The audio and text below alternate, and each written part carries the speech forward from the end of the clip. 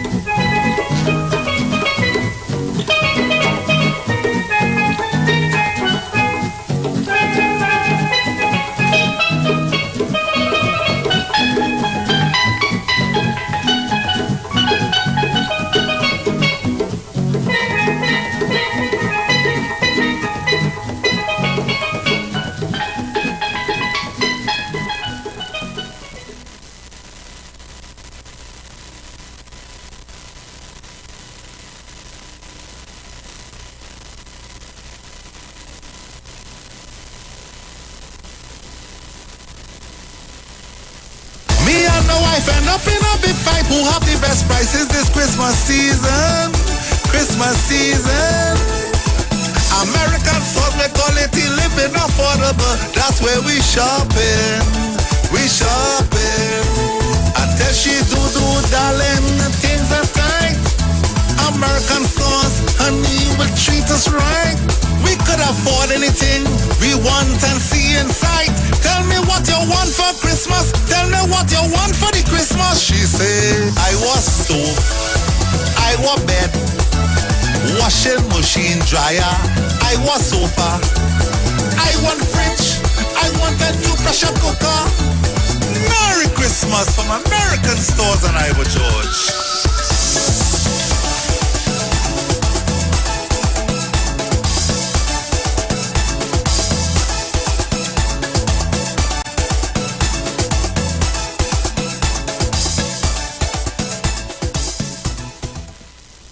The Huddle Room reopens in partnership with Maracas Bake and Shock on Monday, October 18th. That's right, seaside flavor is in Central. Bake and Shock, aloo pies, kingfish, shrimp, and a daily menu of lunchtime favorites like stew chicken, macaroni pie, curry chicken, pilau, and so much more. Follow The Huddle Room and taste Maracas on social media. Bake and Shock is served from 10 a.m. and lunches from 11 a.m. We'll see you and your taste buds on Monday. The Huddle Room and Maracas Bake and Shock, the best of both worlds.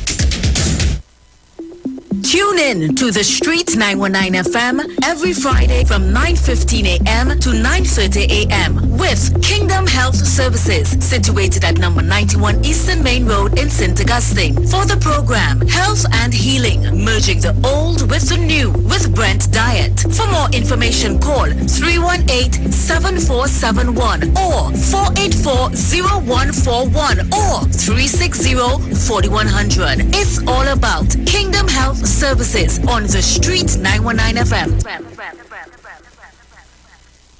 Tobago, ready up. Tune in to our council meetings on November 9th, 11th, and 13th. Ready up for the task.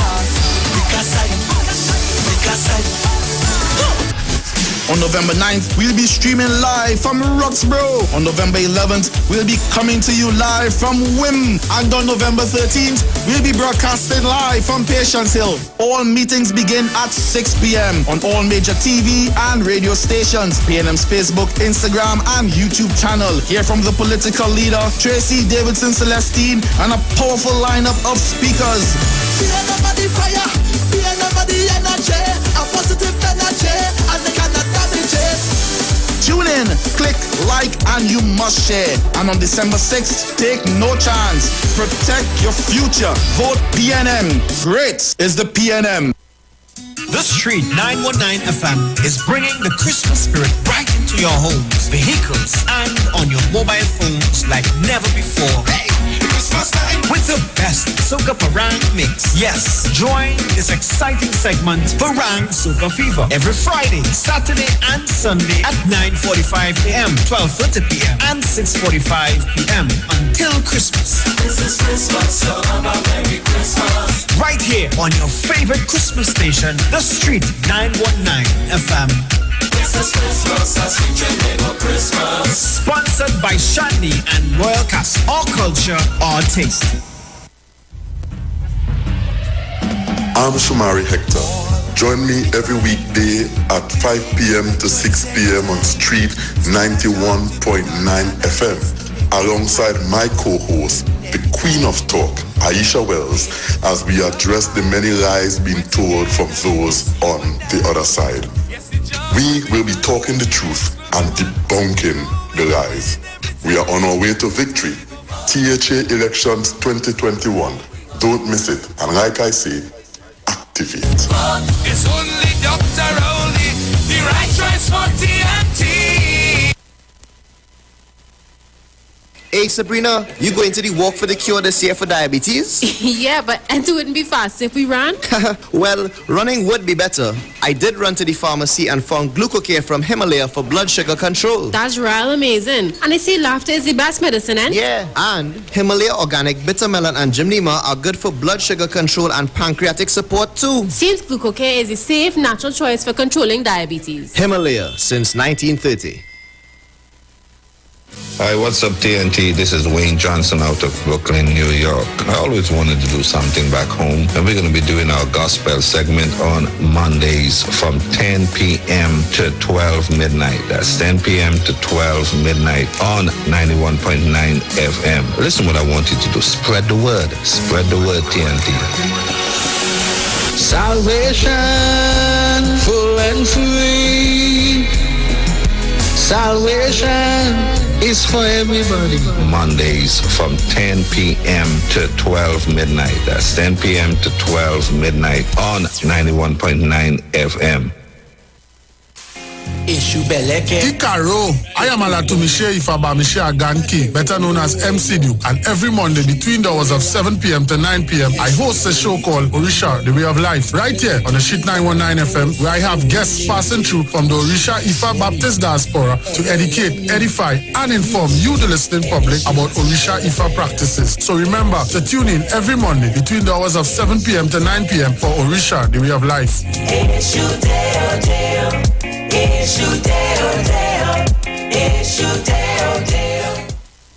Pastor Hannah A. Pabu of Holy Spirit Ministries will be live on the Street 919 FM every first and third Wednesday from 11:15 a.m. to 11:45 a.m. In the scripture, Matthew 19 verse 26, the Bible says, "But Jesus looked at them and said to them, with men this is impossible, but with God all things are possible." Pastor Hannah is here to motivate you, challenge you, encourage you to walk in your purpose and destiny God has for you. For prayer and counseling, call Pastor Hannah at 728-5197. He heals me when I'm broken. Strength where I've been weak. Forever he'll reign.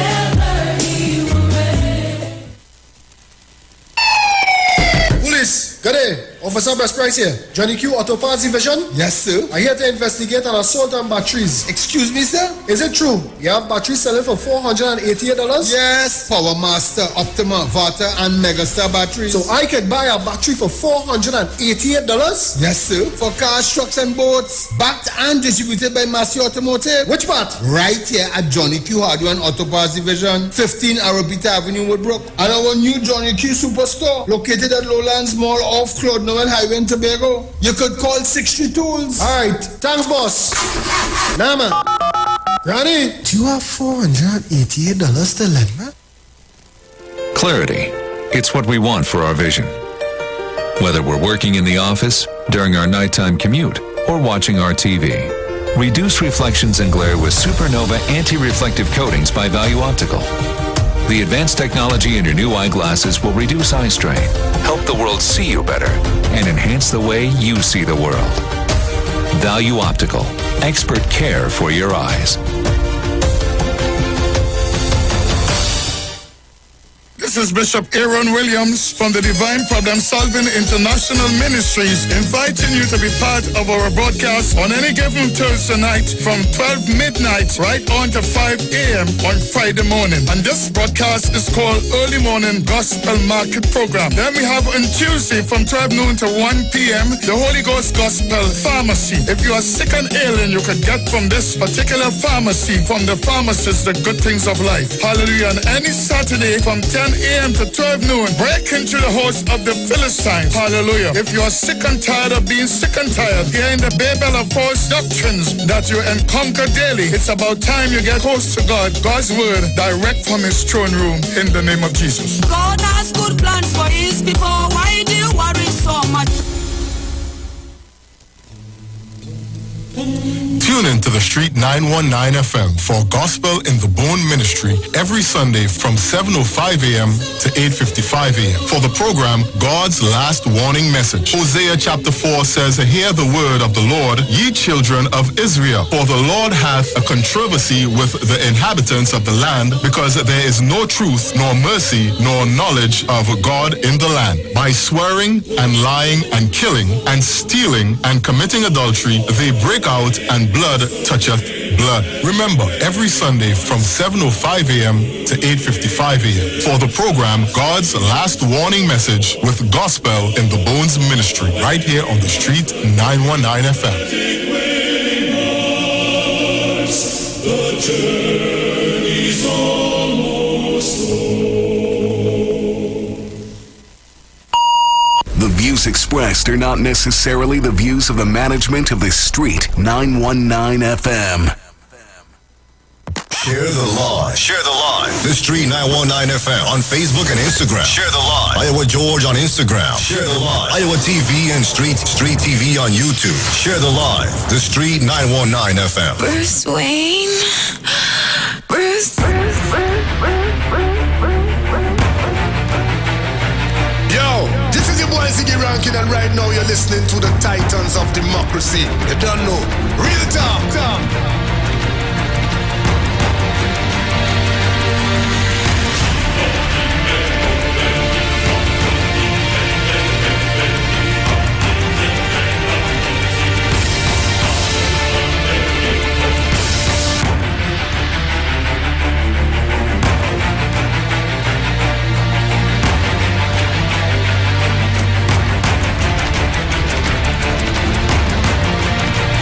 Well, a pleasant good morning to each and everyone, and welcome to this edition of the Titans of Democracy right here on the Street 919 FM. Let me thank the Heavenly Father for bringing me here safe, sound, and all together in one piece. A pleasant good morning going out to Miss Sharon Felix and Mr. Dominic Ramin and their entire family. Good morning to my entire family.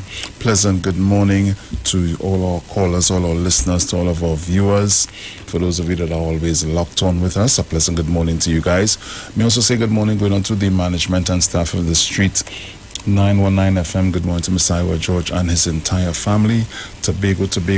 Good morning to my friends and family in Tobago. Hope you guys are locked on. Someone can indicate for me and let me know that indicate to me that you guys are locked on and ready to go. Yes. So as I get ready to get into the papers, let me say good morning to Mr. Dominic Romain, who has just joined me. Good morning to you, my friend, and how are you this morning?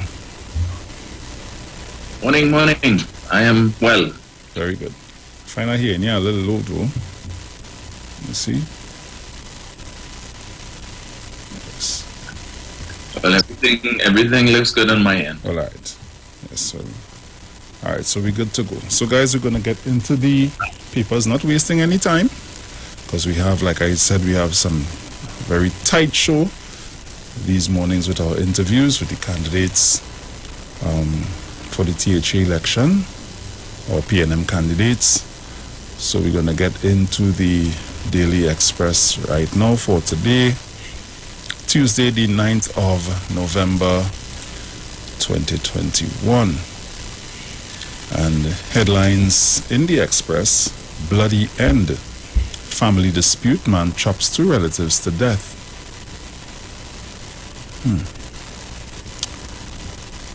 So let's get on the inside, see what's taking place. So, killer on the run. A family has been left in a traumatized state after two members were murdered and two seriously wounded at School Trace, New Grant on Sunday night. Virtual opening for new law term today. A virtual address will be delivered today by Chief Justice Iwer Archie to commemorate the opening of the 2021-2022 law term. COVID rises in November. Cases of COVID-19 are rising at a faster rate, with infections in the first week of November almost 1/3 of total cases in October, epidemiologist Dr. Avery Hines said. Woman, okay, this is the same story as before. Right. SOE relief. Some businesses are breathing a sigh of relief following the Prime Minister's announcement that the government will not seek a third extension of the state of emergency. The current SOE comes to an end on November 29th.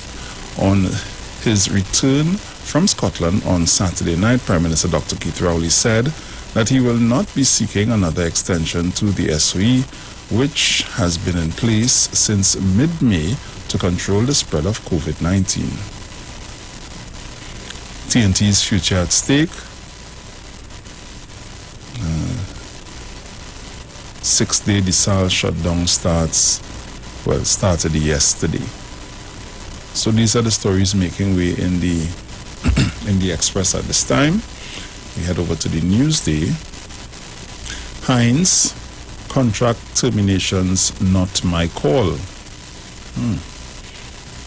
Maracas Trail gets facelift through Rotary Club Digicel Foundation. Murdered man's relatives say God will give them justice.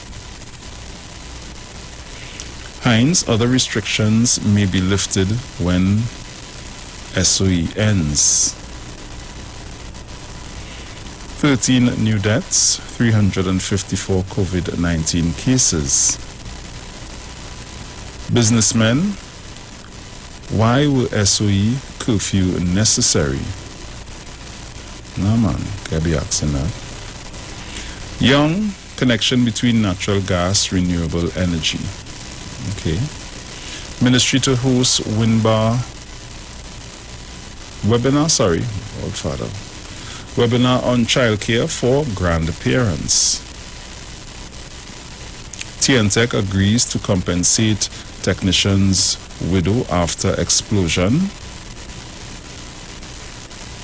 Arpita Road initial repairs nearing completion.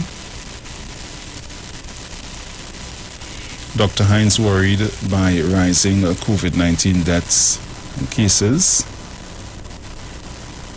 PTSC accepts liability for sanitation workers' injury.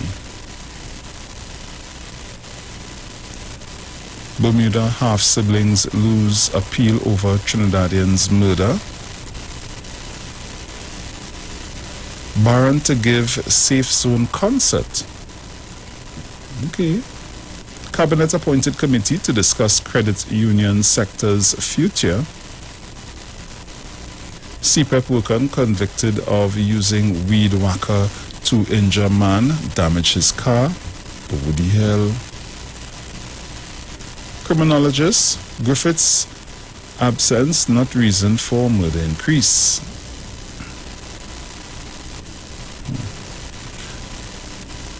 Suspects in Kezia Guerra's burial. Okay, well, these are all the stories here now. So these are the stories that are in the Newsday at this time. So as we head over to the Guardian, headlines in the Guardian: COVID spike and killing spree. Fire officers battle blaze at Point Lisa's factory. Firefighters battled a raging inferno inside the E-Tech Park in Point Lisa's last night after a chemical factory went up in flames. UNC wades into Vieira Masade Dunse. Papayo. Man runs amok in New Grant, killing 2 relatives, 2 others injured, as you see in the chopping story. Cops preparing for post-SOE crime surge. Increasing COVID-19 trends, a cause for concern. Heinz, vaccines protect against effects of newly found gene mutation. Missing dad's body found in forested area. Dennis to Duke, THA is not the PSA where you are Lord and God. Minister, final report into child abuse due in December. Activists, women must help abused women. Shoguna's chamber donates drone to cops. PSA members to write AG to amend Trade Unions Act.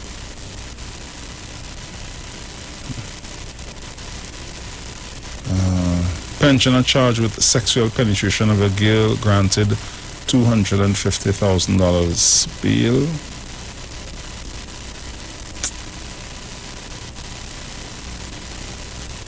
Minister Young, ministry will work with energy sector to reduce emissions.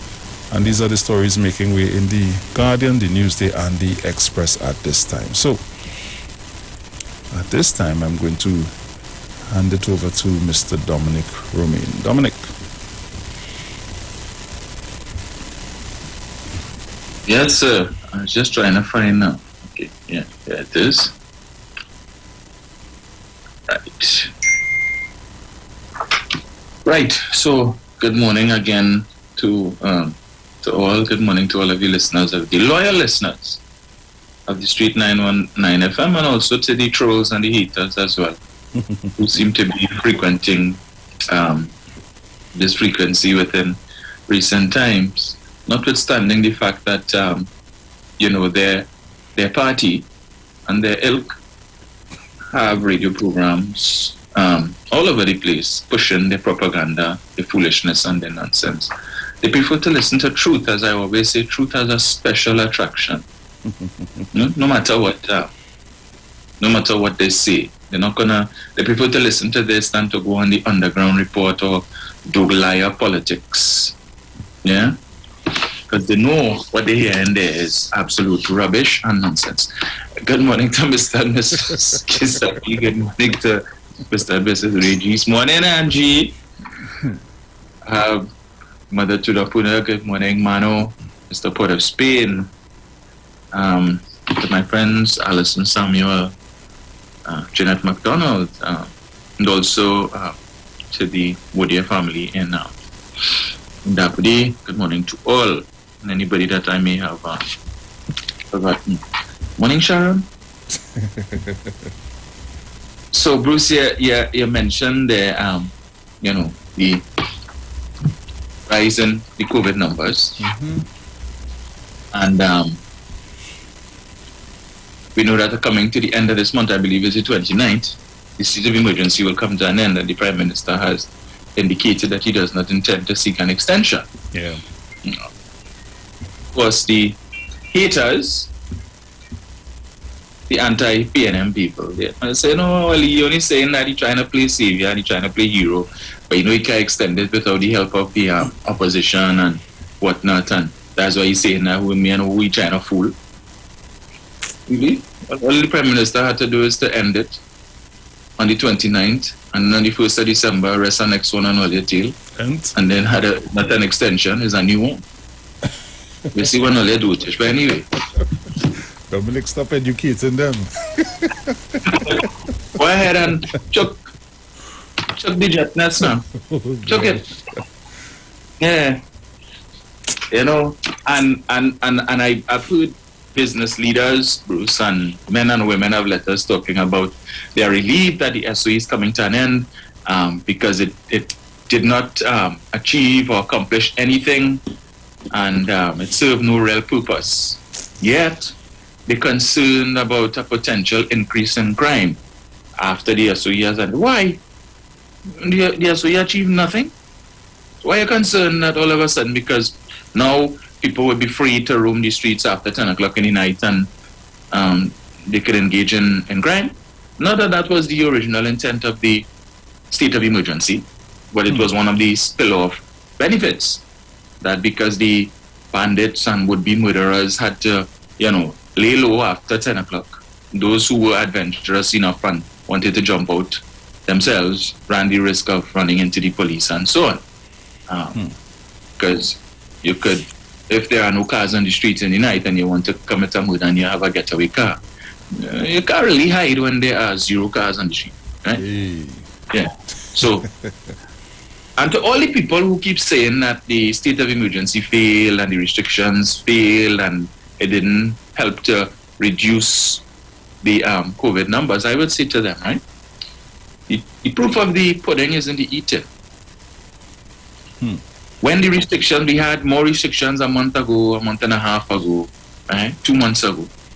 The average daily numbers was 1 something, 2 something. For the last few days, it's been 300 plus. And the high 300s, right? Threatening to break that 400 barrier. Now, if with still limited restrictions in place, because the Prime Minister has lifted quite a few over the last couple of weeks, we see as more gatherings take place, people are now allowed to go and sit down in the bars and have a beer if it is that you are vaccinated. More people have returned to the workplace. So more things have been opening up and so on, and we're seeing an increase in the numbers. What you think gonna happen when the state of emergency is lifted? You see, because there will no longer be that restriction for the holding of underground Zesta parties. Because the attendees don't have to worry about, well, when the party done, I had a hideout somewhere until 5 o'clock. I could go home 3:30, 4 o'clock in the morning. And while the police still has authorities to pull me over under normal circumstances, and the amount of cars on the road, I don't really have to worry. So now I could go to my underground zest. And it was interesting that Dr. Hines mentioned the age group of persons who are presenting the most in terms of these new infections are between the age of 25 and 45. What's the age group that is likely to attend these underground Zesta parties? 65-year-olds? Pensioners? I highly doubt that. 25, 45. Granny in right? the man. Yeah, man. I mean, care. I'm young. I'm invincible. I could, if I get a COVID, I fight off that. I take a shot of punching and a little Zabapeak and I good. Really? Okay.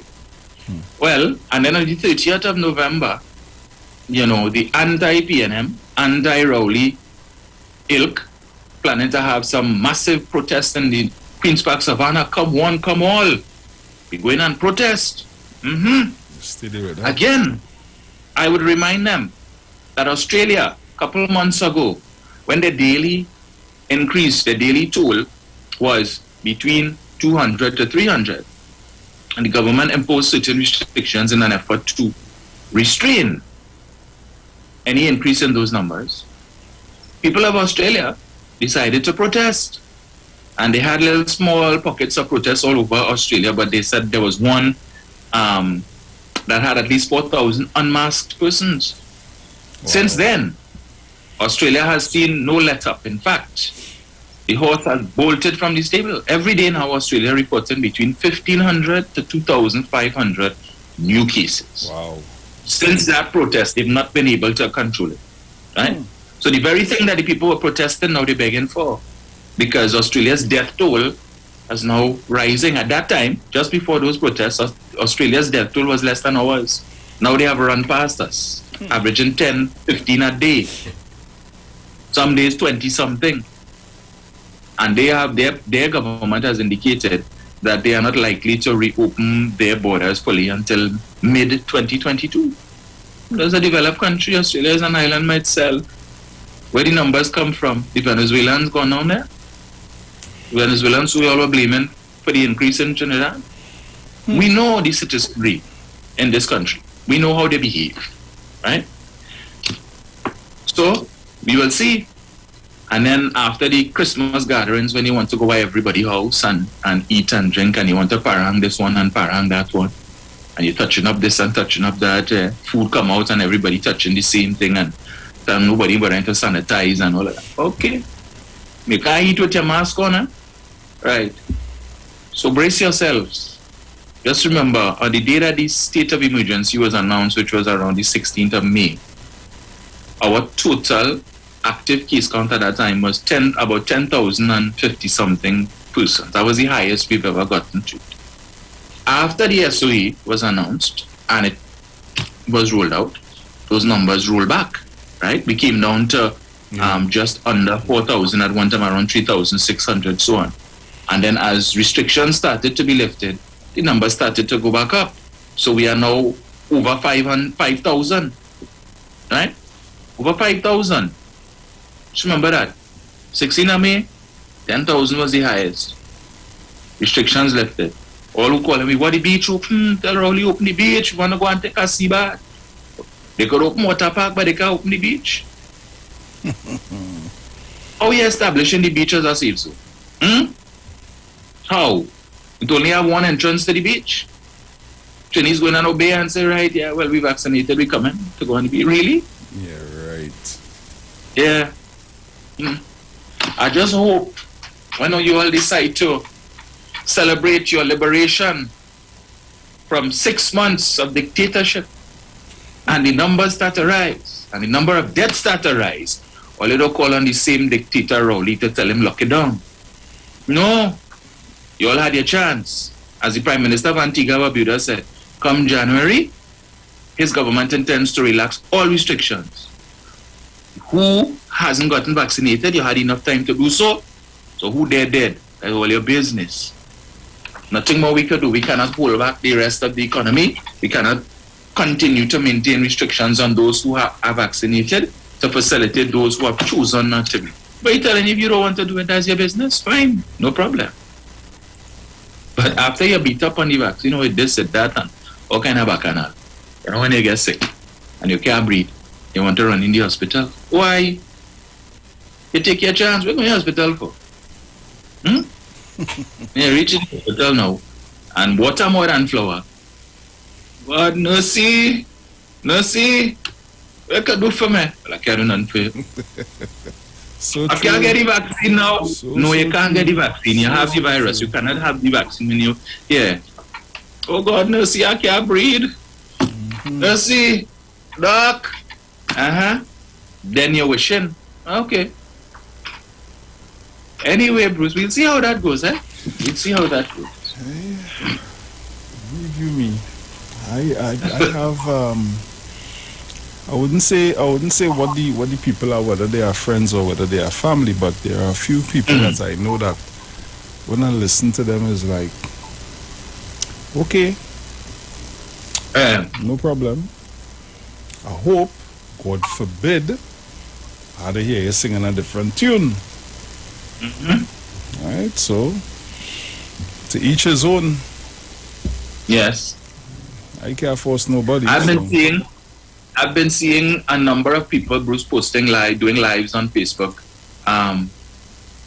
to talk about their experience with COVID. And talking about their experience with COVID. I saw one, oh gosh, this girl, she's an attorney, her husband is Paul Nahus. I can't remember her name right now, and she was talking about, and she's a young lady, probably in her early 30s or thereabouts, and she was talking about her experience where she just started to feel lightheaded and so on, and headaches, and went and got the test, and they confirmed that she had COVID. And over a 2-week period at home, to hear this young lady talk about her experience where she thought she was going to die. She said the fever was terrible, the body pains was terrible, she could hardly, and some days she could hardly walk. Wow. She couldn't eat, she had no appetite, and so on. She used to force to eat dry bread to take her medication, and she tried ivermectin and stuff. You know, we have the doctors out there who, they just prescribing stuff for themselves. But okay, she called out all the things that who tell her to take turmeric and ginger and this, that, the other, and then she say all the bush thing people recommend she take because it was so terrible. And it was the worst thing ever. But she pointed out the fact that her husband, who is fully vaccinated, did not get it, and he was the one taking care of her. So, yeah.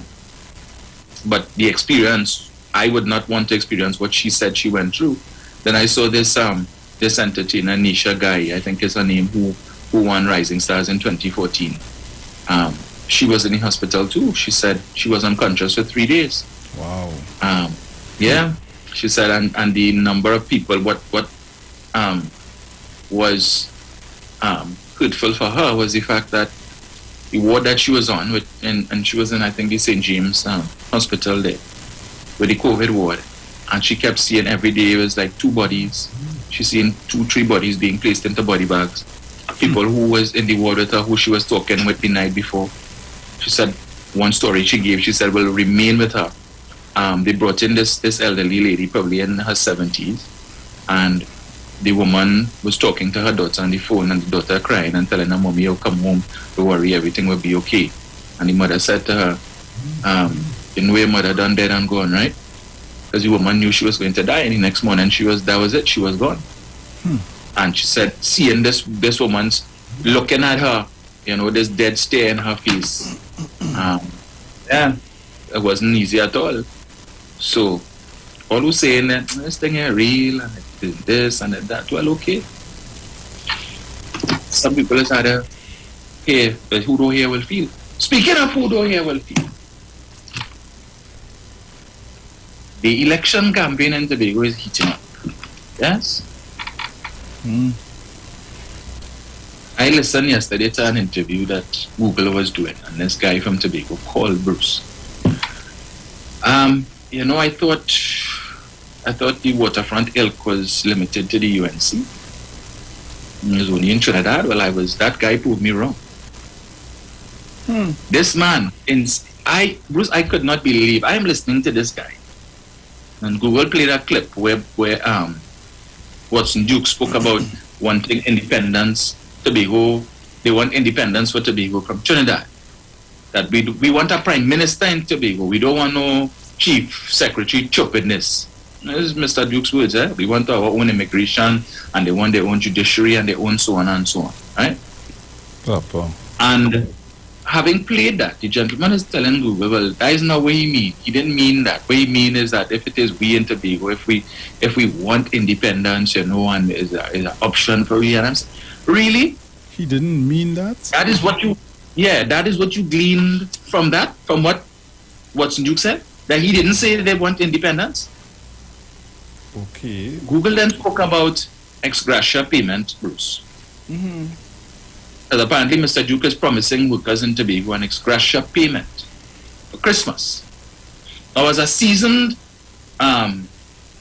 union man, a man who has been leading the PSA for some 12 years, a man who boasts about his knowledge in terms of labor studies and so on, I would think ought to have a command of what is industrial relations language.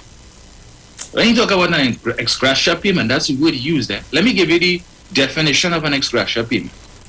An ex gratia payment is an amount of money that you would receive by your employer as a termination payment when you have left your employment. And they highlight that in bold. Such a payment is over and above what you are entitled to be paid under your contract of employment. So, for example, it would not include your notice of termination or holiday pay. Who would offer an ex gratia payment? After many years of service, an employer may offer you an ex gratia payment to encourage you to retire early. This is a goodwill gesture to an employee, but can also be the employer's advantage where they need to reduce staff and running costs. I have seen no variance in that definition. I've looked for several definitions and all tell me the same thing. And Google is explaining that to the guy. And he's telling him, nah, that ain't not what you mean. All in Trinidad, all PNM is just cut up thing and chop up them video to suit all yourself. And, really? So you are comfortable with electing a man who has been a union leader for 12 years, who has been in trade unionism for Lord knows how long, and doesn't understand basic industrial relation language, or does he? But he knows that the people who are going to vote for him, right, that, I don't know, some kind of, if it is that he had them tie up or something, that he could say a thing and they will defend him to the hill, just like the UNC does for their leader. He didn't mean that. That's not what he mean. Oh, really? Well, then when he says it, and you want to define what he means, it's just like when he said something. He said, and Fali, when he I think when he insulted two women or something, so Anfali tried to come to his defense and say, well, you know, he mean this.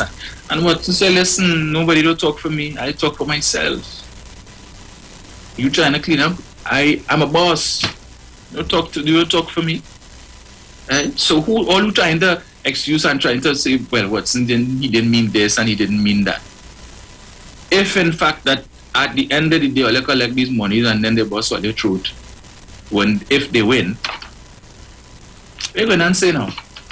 And Google is telling the guy, well, just go and look up the definition, Google it. Well, I don't have to Google nothing, that the man didn't mean that. And I say, but there's a UNC I listening to? Really? Really? Bruce, I couldn't understand it. All of these promises, they say, oh, PNM has promised this and promised that for election. The man promising all kind of monies before Christmas and here too, here what the guy says. Well, he don't see anything wrong with Duke offering those types of inducements because the PNM on the ground in Tobago offering people money for vote. So you have an issue. So if the PNM is doing that, that is wrong. That is reprehensible. But what's Duke doing it is okay. And they keep saying they want a change. It's time for a change. Yeah, but what is the change that you want? What is the PDP's manifesto? What have they promised? What is the PDP planning to do with respect to education? What are they planning to do with respect to employment? What are they planning to do with respect to health? What are they planning to do with respect to infrastructure? Have you seen that manifesto? What are they going to do? They've had almost a year to prepare a manifesto. PNM has one. What is the PDP offering other than ex gratia payment before Christmas, other than $10 million per district, and other than what's Duke running all over Tobago promising he gonna fix this jetty and that jetty and the beach, and he will develop tourism in Tobago. This is the same man who takes credit for chasing sandals, because why? The young men and women of Tobago, they don't want to work where they had to put on white gloves and stand up serving massa. Okay. Meanwhile, in other territories where there is sandals, tourism is booming because sandals spends their money to advertise their brand, to market their brand all over the world, to market the countries in which their hotels are, so that people would come to these countries. You are not obligated to remain in the hotel, notwithstanding that it is all-inclusive, because a lot of these people will come to these islands to visit because they would have done their research to see, well, what are some of the tourist attractions that these islands have to offer. And if I'm going to be spending a ton of money to go there, let me see as much as I can see. Yeah? Sure. And all of the little black boys and black girls who working in these hotels and wherever Sandals is, who getting the tips in US dollars and British pounds and euros in addition to their salary, and can do more for themselves to better themselves. Yes. The youth of Tobago have been deprived that because what's you find they shouldn't be wearing no white gloves. You ask them if they have a problem with that. These same people will happily run and go and work on cruise ships where they stay in for 6 months at a time, sleeping on bunk beds, but they get in the money. They have a problem with that? No, they're happy to go on the cruise ship and spend 6 months washing clothes or 6 months cleaning. They have a problem with that? No, they earn in US dollars, us dollars, and they could help their family and help themselves. I must send something for you to play up. I should have sent it before now, but anyway. Where is it? Right. So,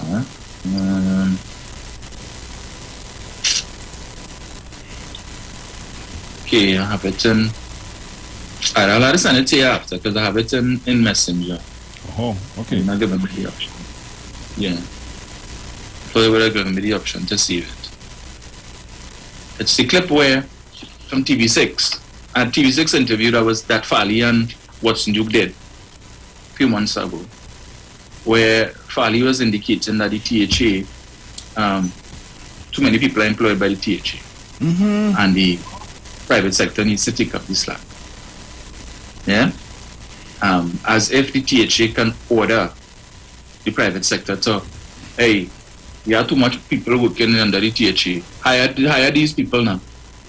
And the private sector, yeah, send them now, send them, yeah. Yeah, we have plenty of room, man. You send them. The Tobago economy is booming. That's probably what they was planning to do. Who knows? And I have no reason to believe that has changed. If that is their belief and that is the philosophy that the THA hires too many people. Further to that, have you asked these people if they wish to leave the THA and go to the private sector? Some of these people who may be permanent in the THA, are you going to tell them to leave their permanent job in the THA to go and work contract in the private sector? What are the wages that the private sector is offering? What are the work hours? What are the benefits? What about those people who would have accrued pensionable service in the THA? You're going to tell them leave the THA and because there's too much money spending, paying salaries and wages, so go and work in the private sector. Again, the THA have shares in the private sector, so you could call up any businessman in Tobago. You could call up Mr. Warner, or you can call up Mr. Azar, or any of these other. You could call up, what's his name? It's Stumpy. Or any of these people, and hey, I send in 10 fellas by your rate. Put them on the payroll. That's how it is? Easy, so? Okay. I'll try and see if I can send them before, because I know we have the interview coming up after the other side at 7 o'clock. And I saw last night somebody posted on Facebook, Tobago, remember that your wars started before 2020 or something, 2021. So I responded, what wars? And the person says to me, ferry. Really? That's the Tobago wars? The ferry? Tobago has 4 ferries. Oh, that's why I don't understand.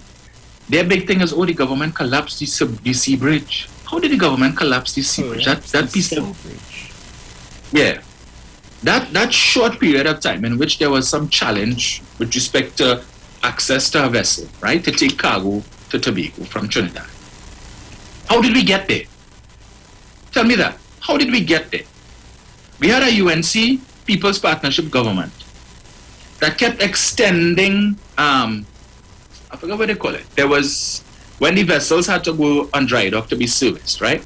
But there was a facility that would allow them to extend the period until which they could, they would have to have to send it for service. And they kept availing themselves of that extension until it got to the point where this administration came in that there were no other extensions available.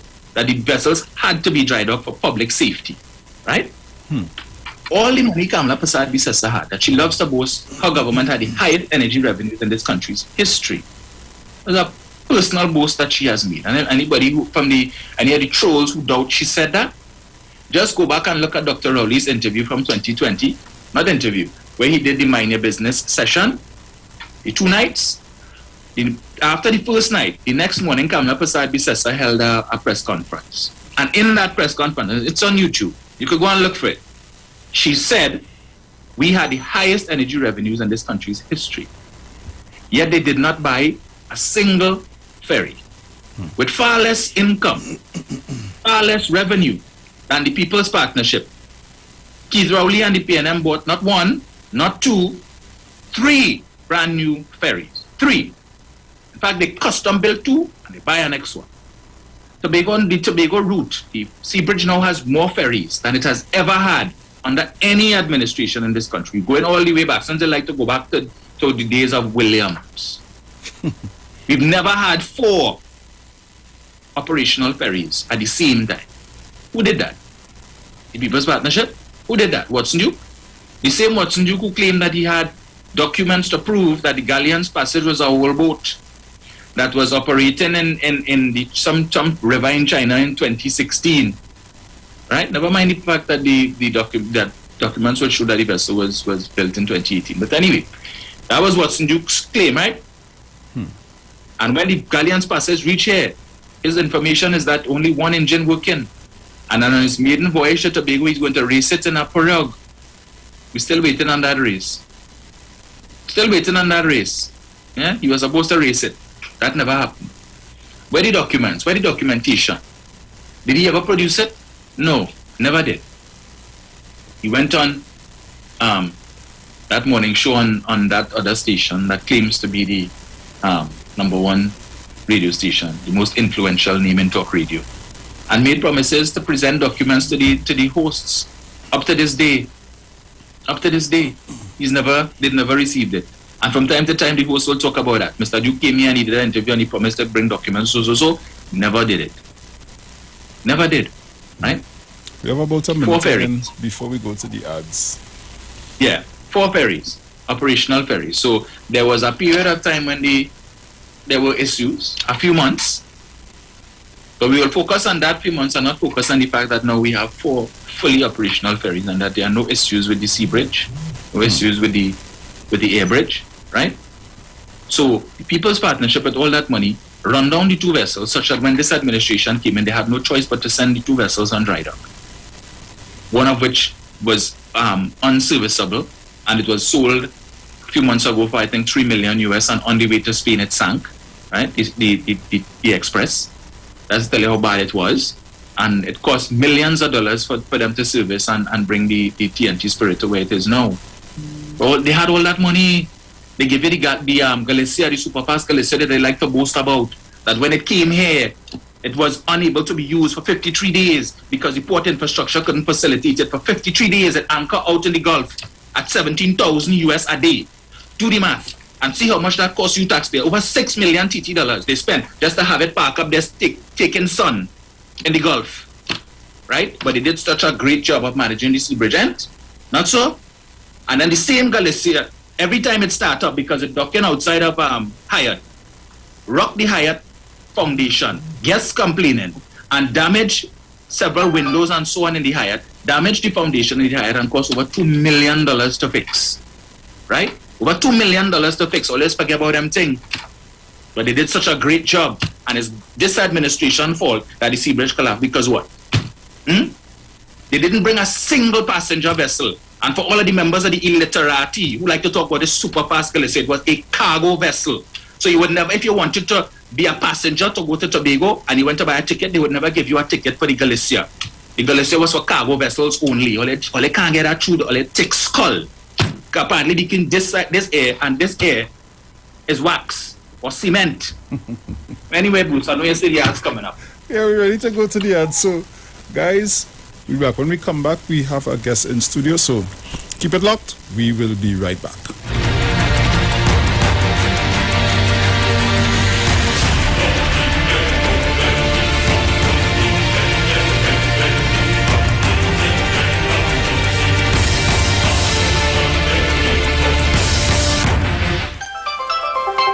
Trinidad and Tobago Mortgage Finance Company Limited wishes to advise customers making mortgage payments over the counter that the tellers at all our offices will be open daily from 9 a.m. to 1 p.m. To make payments online, book appointments, request letters, statements, documents, and access other services, please visit our online customer service center at ttmf-mortgages.com. TTMF, from here to home. From the studio to the stage, every Friday between 3 to 4 p.m. right here on the street, 919 FM. Radio you can see. Log on to our Facebook and YouTube so you can see live interviews and performances from some of our very own local superstars. Right here on the street, 919 FM.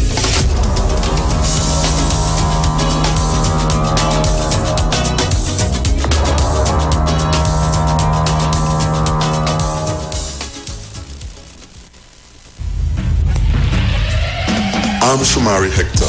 Join me every weekday at 5 p.m. to 6 p.m. on Street 91.9 FM, alongside my co-host, the Queen of Talk, Aisha Wells, as we address the many lies being told from those on the other side. We will be talking the truth and debunking the lies. We are on our way to victory. THA Elections 2021. Don't miss it. And like I say, activate. It's only Dr. Only, the right choice for TNT. Merry Christmas, everybody!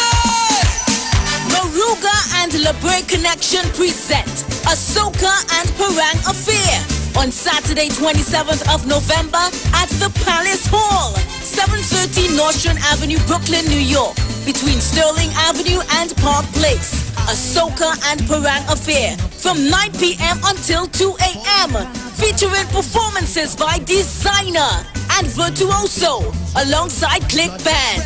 Also featuring the Big Bad Foreign Bass, the Fabulous One, as well as Peter D and Dr. Wheaty and Skymax. Get your tickets now, advance $50. At the door, you pay $60.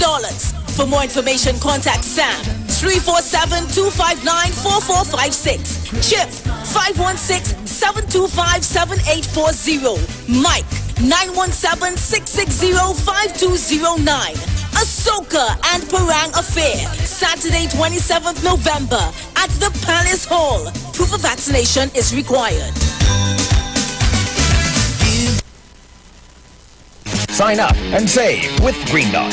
When you subscribe to any of our broadband packages, you get 30% off the installation fee, allowing you to stream your favorite shows on any of your devices. Update your social media accounts and connect with friends and family.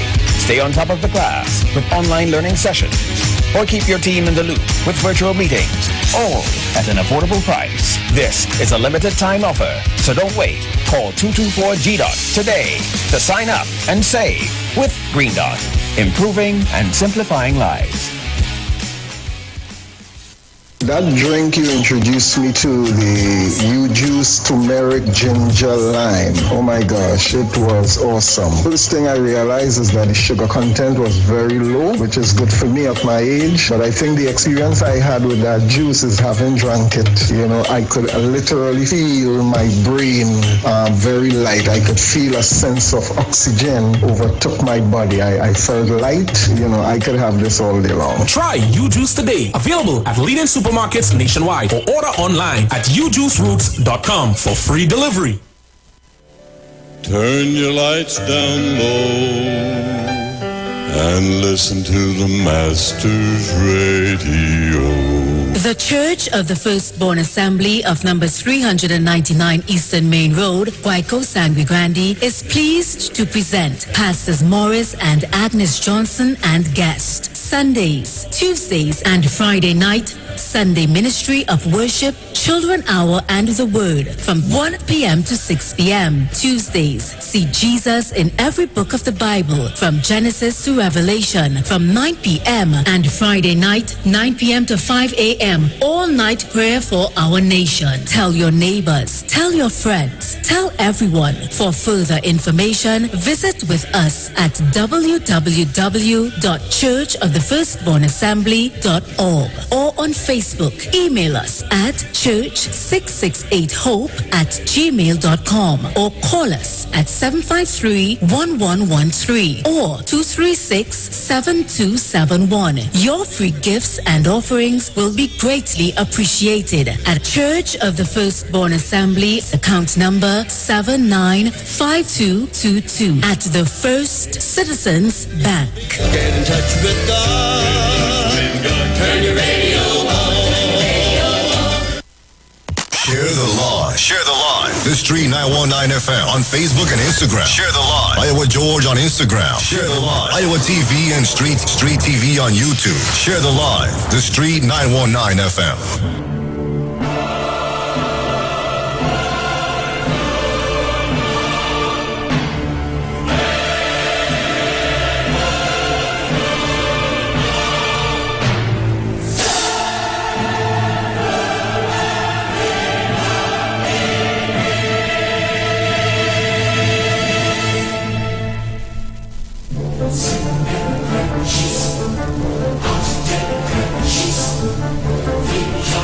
So welcome back. If you're just joining us, you're locked on to the Street 919 FM. This is your Titans of Democracy. Dominic?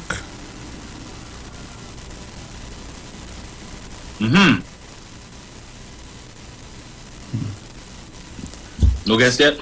No, we're supposed to have Mr. Joel Jack this morning, but I'm not sure. Trying to get some info here. Let's see what's taking place.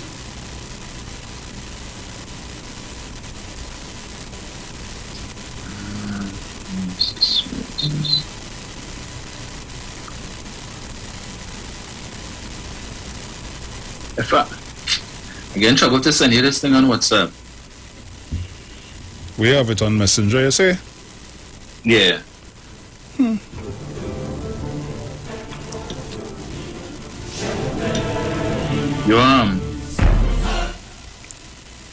Your Facebook is up?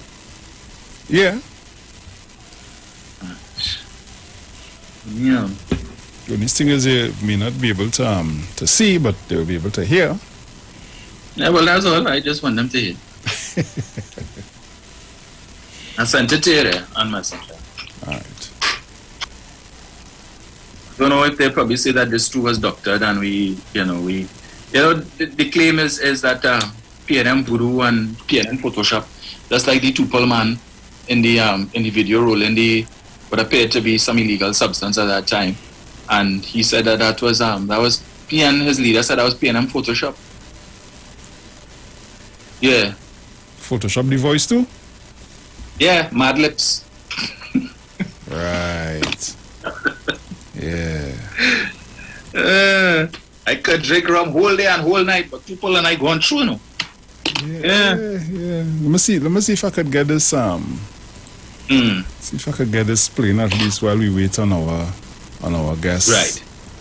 All right. But as I was making the point before we went to the break, with respect to this whole Seabridge thing, right? And the coming out of that, the Prime Minister would have commissioned an inquiry that was headed by Mr. Christian Mute, now known as the Mute Report, and it's available on social media. You need only to go and just Google Mute Report and you will see it, and it makes for some interesting reading. And there's a lot of information in there with respect to the procurement of the superfast girl this year, right? That when they went to look at it, wherever it was in Europe, the then acting general manager of the port, Mr. Leon Grant, I think his name was, he would have indicated to them that the vessel was not suitable for the port infrastructure in Trinidad and Tobago.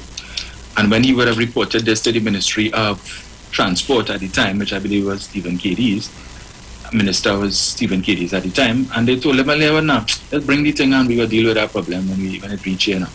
How much money you feel they will take to organize and make it, make the port infrastructure able to facilitate? And he gave a rough estimate about some 2 million, but I think it ended up costing somewhere in the vicinity of some $50 million because they had to do dredging and all of that, because the Galicia was a big vessel, right? And as I said before, every time they started the engine of the Galicia, it would rock the Hyatt, because remember it was docked right outside of the Hyatt, causing damage to the foundation of the Hyatt. The vessel was so large that it was blocking the view of some of the guests. So when people in their room and they want to look out at the sea, you have this big vessel blocking them, and guests were complaining and so on, and they want refunds and they want discounts because they felt inconvenienced. People are by the pool and this big vessel blocking them. So I really couldn't, all of these issues. But with all that money, they never purchased a brand new vessel, and had they purchased one, even if it was a roll-on, roll-off, that would have been one vessel available. And when this administration came in, they would not have had that headache. But as is typically the situation in this country, you want everything now. Apparently the government have a magic wand that they could wave and things could happen just so. So when this administration came in and there were no more extensions and the vessels had to go and dry up, the government now found itself in a situation, in a mad scramble, to go and find a replacement vessel to facilitate travel on the sea bridge, while it is these vessels weren't dried up. That is what was taking place. But we don't talk about that. Oh, the PNM dam, they destroyed the sea bridge and they crippled the Tobago economy. Well, I don't know what's going on. But the same UNC in 2018, Ramona Ramdial, in the budget debate, was bemoaning the amount of money that the government was giving to Tobago. She was complaining, Madam Speaker, you see what they're doing? They're taking money, they're cutting here and cutting there in Trinidad, and taking the money and sending it to Tobago. She was complaining about the amount of money that was allocated for access roads, for farmers, for agriculturalists in Tobago. She was complaining about the amount of vehicles that the different departments were purchasing that assist with these issues. All of these things she was complaining about. She wanted to know where all these access roads are in Tobago, that this amount of money was being allocated and so on. They had issues with the amount of money being spent for Tobago, but today they're promoting Watson. On their Facebook page, kick out the PNM. They're advertising for the PDP. Yeah, as a UNC page. But then they want to tell you there's no link between the UNC and the PDP. Well, that we know that was of no concern to the people of Tobago, because as far as they are concerned, to some extent, they are isolated from, or insulated rather, from UNC influence. But just remember, if it is that you all choose on December 6th to go the way of the PDP, and then come 2025 you decide to give the PDP those 2 seats in Tobago for the general election, and there is some sort of arrangement between the PDP and the UNC, depending on how the seats go, and the UNC gets back into office, well, then you will not be insulated. You will be impacted by UNC governance, and we know what that offers. But of course, we know, Mr. Duke, if it comes down to a situation where those 2 seats will make a difference, I suppose, always wanting to be Prime Minister, despite his protestations to the contrary, he will try to use those 2 seats to, see if he could become Prime Minister. Well, heaven help us all, because if he plans to run the country the same way that he ran in the PSA, well, Rappo smoke with pipe. And I can't understand those all these people who make an issue about, they still talk about zipline. But you all have an audit report that just came out that telling you excessive amounts of reimbursements to the president of the PSA. Excessive amounts of reimbursements that cannot be explained. And the only explanation Mr. Duke cares to give you all is that the PSA is an autonomous or sovereign, whatever word he used, organization, and that it is the General Council that approves expenditure. But the people inside the PSA will tell you a different story. The General Council was only able to come together in full to constitute a kangaroo court to prosecute the 13 people that he interdicted like to use all them big words, big fancy words. If you know the meaning of the word, don't use it. You know the meaning of ex gratia? Or maybe you know the people get different and say, well, I know what you mean. By the end of the day, if push come to shove, after the election, he went, I say, well, yeah, all I had to go. I said ex gratia payment. All you wanted to put all your own interpretation on it. I tell all you, don't try to interpret what I say. I say what I mean. So, yeah, don't come and say, well, we didn't know that way. Well, you never hear about Google?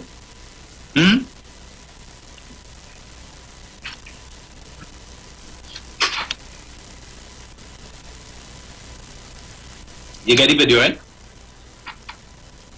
Okay, great. Mr. Joel Jack is here with us, Dominic. Good morning, Mr. Jack. Great. Right, so to all of our listeners, we have yet another candidate for the THA election joining us this morning. And today we have the pleasure of hosting the Secretary for Finance, Mr. Joel Jack. Good morning, sir. Hi, good morning. Top of the morning to you, to all of Trinidad and all of Tobago, and to those persons who are locked on to us virtually across the globe. So special good morning to everyone. Yes, and thank you very much for making time to join us this morning. I am sure that the people of Trinidad are just as anxious to hear what you have to say this morning as we expect the people of Tobago as well. So, of course, let me say a special good morning to the residents of Backlet, Mount St. George, whom I have the distinct pleasure to represent for 3 terms, and of course, to the residents of Bagatelle, Backlet, who will now have the opportunity to provide and to continue to provide effective representation as we continue to develop and to serve the people of Tobago. So a special good morning to them as well. Yes. So, Mr. Jack, how confident are you of serving a 4th term representing that district? Well, the records will reflect following my first stint in office during the 2013 to 2013 term that I was returned to office with a resounding mandate in 2017, and additionally in the recent elections in January. Again, I received a renewed mandate from the people, and I want to thank them sincerely for reposing such great confidence in me to elect me to office. And again, in the upcoming elections, I'll be returned to office. Persons are indicating their confidence in me that I have kept my word and my commitment. And as I often tell persons, and as I'm even going along in the new polling division in Lower Mason Hall that has been annexed to Bagatelle, Backlet in the newly constructed electoral district, they are saying, "So we are welcoming you with open arms." The sort of representation that you have provided over the past years, we want that same type of representation here in Lower Mason, also to the people of Kokowati, Cradley, to all the persons along the Belmont Farm Road in French Fort. The response has been overwhelming and it has been humbling. I just want to thank Almighty God for the grace and the strength that He has given me over the years to serve the people, serve the people, serve the people. And I look forward to providing continued effective representation with God's grace and help over the next 4 years. Yeah. That district, that is a 2-horse race or 3? Because I know the IDA is putting up some candidates. I'm just not too sure which districts they're sending candidates. Well, yeah, there are 2 additional candidates from the other parties, and but in spite of that, I'm fairly confident for a resounding, overwhelming victory. Excellent. So you've been Secretary of Finance for how long? Since 2013, I was the youngest ever person to hold that prestigious position. Mm-hmm. Right. So about 8 years. Any fatigue in that department? So would you like to, should the PNM be successful, try a hand at another department, or are you quite comfortable where you are? Well, I've been a technocrat in the Division of Finance since 2006, 2007. And so I spent 6 years in the division prior to assuming the role as Secretary of Finance. And we have made significant strides in a number of areas and a number of important projects. Modernizing the Assembly's finances, expanding the alternative financing mechanism policy, whereby for the first time in the history of the Assembly, we were able to borrow and raise funds to supplement our allocation, thereby allowing us to undertake major infrastructure work in Tobago for the first time in the history of the Assembly. The modernization of the Assembly's accounting and financial architecture continues and started. We have expanded the Assembly's the monitoring, so not just the traditional monitoring and assessment by the General's Department, but we have also included the annual rating exercise by Moody's. We've also been a part of the IMF's Article 4 consultation since 2013, and we have a number of major projects that are in train that I'm confident that will continue under my stewardship when we face the polls on the December the 6th. So, I have enjoyed working with the team at Finance. We have done human service on behalf of the administration and, of course, on behalf of the people of Tobago. Again, as we seek to expand the private sector and to not just provide an enabling environment for all Tobagonians to succeed, but we have also drafted several policies as it relates to economic diversification and attracting foreign direct investment. And another thing that I'm excited about as well is the work that we're doing at COVE, leading the House of Assembly's Tobago Intelligent Island mandate as well, and leading towards the construction of a Tier 3 data center, and also allowing Tobago to play a meaningful role in the national economic diversification process, but also leveraging and using ICT as an enabler for socioeconomic development. So we're doing a lot of exciting work in the division, and that will continue following the elections on December the 6th. Excellent. So apart from Secretary of Finance, who is Joel Jack? Joel Jack is a husband, a father, a fun-loving person, someone who is fun to be around. I love a good laugh. I'm very humorous. I always try to see the best in people and in situations. Always positive, always optimistic. I remember one of my senior managers telling me, you're always optimistic. And that is, again, the cornerstone of who I am because of my faith and my belief in Christ as a Christian. So I really continue to be positive and also to have a forward-looking, futuristic approach to how I do things. Persons will tell you that, I am a stickler for excellence. I like things done in a certain manner. We always try to benchmark what we're doing at an international level, and as we advance the island's development. So Joel Jack is, at times when I'm home, I have a little garden.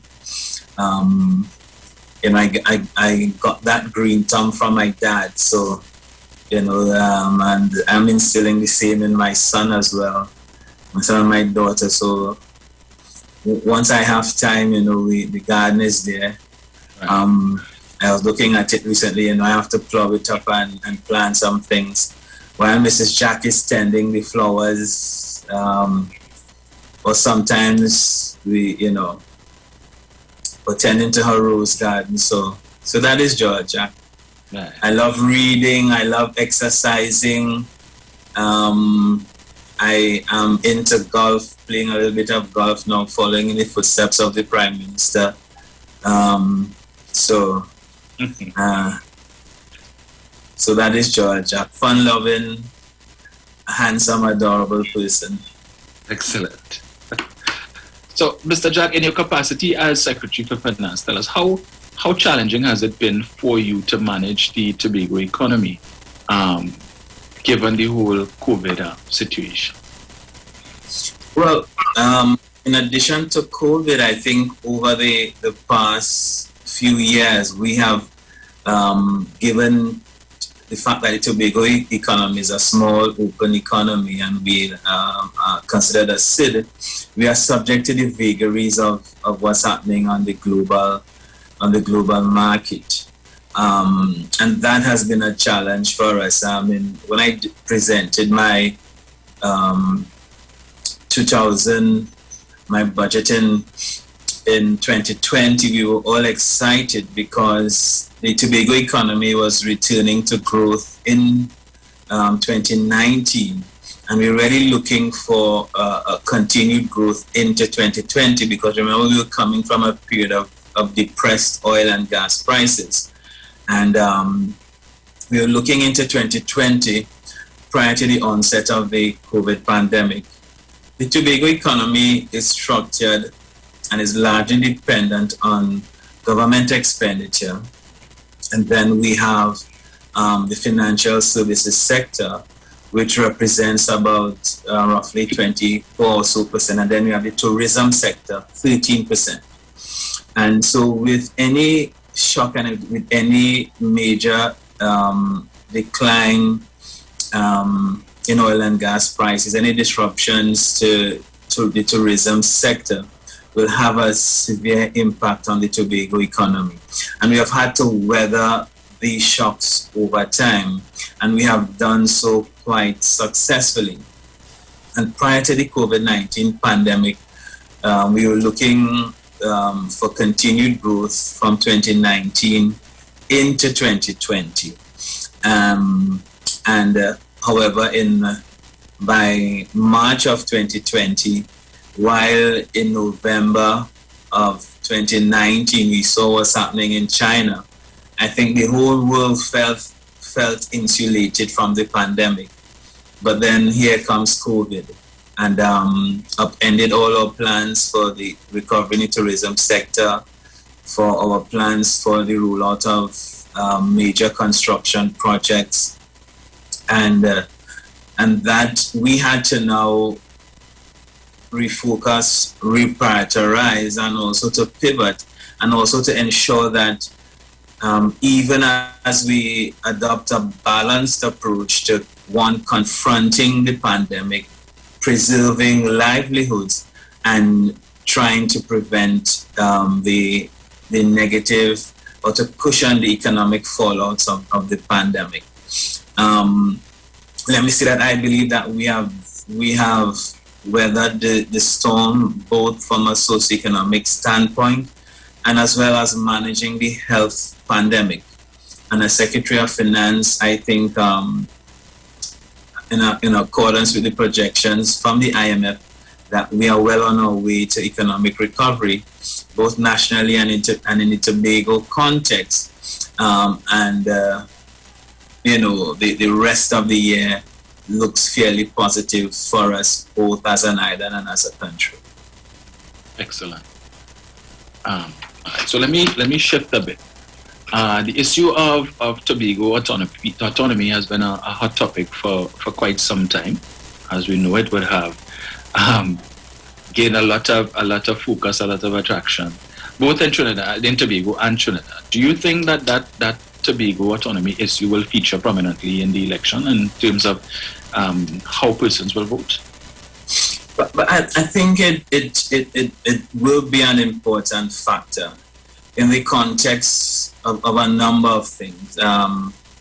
One, we have to look at the fact that it was a missed opportunity to advance Tobago's development, and it was also a missed opportunity for Tobago to be afforded the opportunity to have a greater say in its development, in determining the way forward.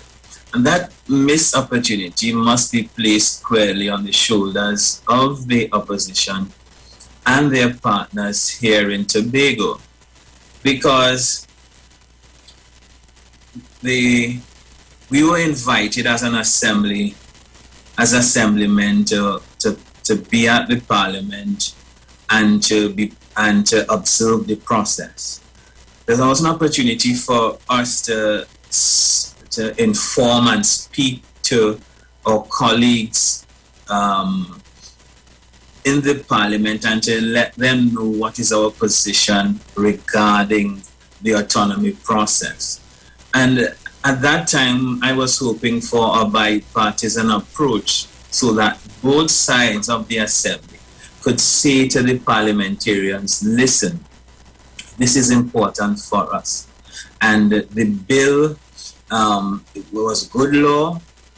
All the issues and concerns that were raised by assemblymen from on the PNM side and the assemblymen from the PDP, all those issues and amendments were taken into consideration and crafted into the bill that was tabled in Parliament. And I was surprised at the posturing and the position taken by members of the PDP in not discussing with their UNC partners that this is a good bill and this will advance Tobago's development. So it was a missed opportunity. And if you put it in the context of the budget presentation that was recently read by the Minister of Finance, we lost out on $1.3 billion additional dollars to advance Tobago's development. You take that in the context of what happens annually, where on the development program side, the allocation is inadequate to deal with our requests. So I requested over $1 billion in this year's budget, for this year's budget. I got $264 million, over 80%, in terms of what I didn't get approximately 80% of what I requested. So what that means for Tobago and Tobagoans is that we missed out on an opportunity to receive an additional $1.3 billion. Because what you want the allocation to Tobago entrenched in and in law, not just as the current Act 40 of 1996 says, a recommendation from the DRC, but what the new bill provided was a minimum or floor of 6.8%, and thereafter we had options under the law to negotiate other revenue sharing mechanisms. So we lost out on that opportunity, and that I believe Tobagonians are concerned about that, and as that bill represented an opportunity for us to have greater autonomy. But when you place it as well in the context of the responses from some of the persons from the UNC, it is not surprising. In the recent bill that was tabled by the Minister of Finance, was sort of an omnibus bill with provisions, some amendments to the National Lotteries Control Board, but also an amendment to the provision in the Tobago House of Assembly Act, giving the Assembly the powers to borrow. All the PDP UNC partners indicated that is too much for Tobago. That why Tobago getting all that money. And in the context of the island's development, as is outlined in the review of the CDP, one of the constraints to advancing the island's development was funding and financing. And here was an ideal opportunity for there to be magnanimity to advance the island's development. But again, petty politics, thwarted the island's development, and the bill did not receive the required support. And as the Prime Minister gave a commitment, and this is the responsible thing to do, not to use the bill as a political football or tool. The bill will be brought back to the Parliament after December 6th. And Tobagonians will remember the fact that the PDP and the UNC partners did not give Tobago what is required, the required support, so that we can have greater resources to advance the island's development. Interesting. On a TV6 Morning edition interview some time ago, Fali Augustine expressed the view that too many people are employed by the PHA, and that PDP administration would look to correct that imbalance by, having the private sector take up the responsibility of hiring some of these people. Do you share that view, and how feasible is that? Well, I wanted to twin that statement with a recent statement made by the leader of the PDP, Mr. Duke, when he said that before Christmas, people will be getting ex gratia payments. Mm-hmm. And it clearly is the policy and the intention of the PDP for there to be some rationalization of employment within the Assembly, and that should be a cause for concern for all right-thinking Tobagonians going into this December 6th elections. Because while the Assembly employs the Assembly and other government and state agencies, employs just approximately 60% of the workforce and the private sector, what you have is a private sector that is very small, and they don't have the capacity at this time to absorb or to expand or to increase employment. So when I hear those dangerous statements, is a cause for concern. And that is why as an assembly, we have been providing support to facilitate the expansion of the private sector through enterprise assistance grant and loan programs, and through funding from the venture capital program. We have seen the creation of thousands of new business enterprise, and Tobagonians are now building out their entrepreneurial acumen, and we are seeing new businesses being developed. And as we continue to facilitate and to support economic expansion and economic diversification, we would see the numbers, those numbers reverse over time. In the Trinidad context, the numbers are 75% employed by the private sector and 25% employed by the state. And we are attempting to facilitate that by providing the support to the current private sector, and by developing a robust entrepreneurial class. But additionally, to expand the private sector and to create new sectors in the Tobago economy, you need to attract foreign direct investment. Now, we in the Division of Finance and the Economy as Secretary, we have drafted the medium-term policy planning framework to guide the Tobago economy over the next 4 to 5 years or so. And we have identified a number of key sectors for growth.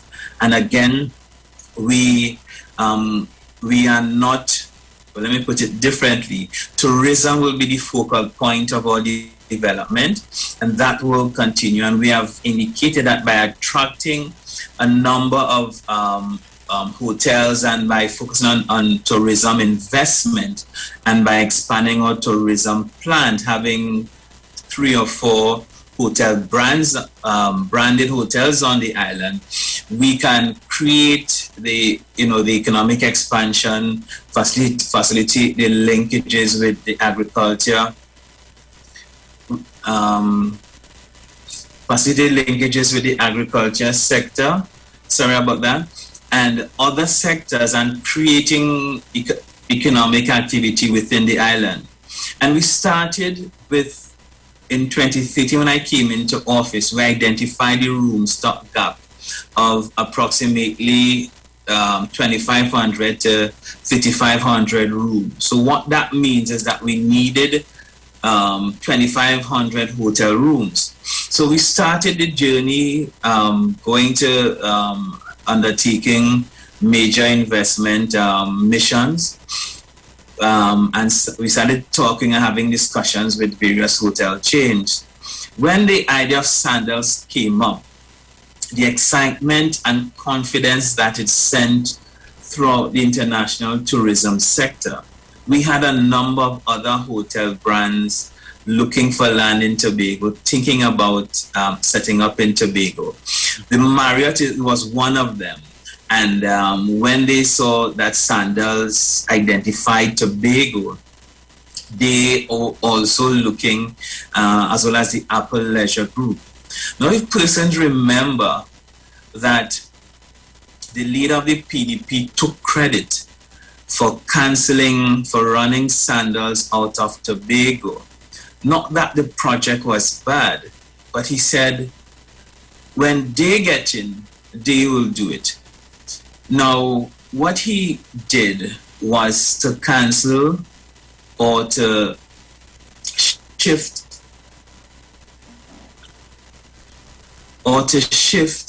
approximately $80 million in annual revenues from Tobago to other Caribbean destinations.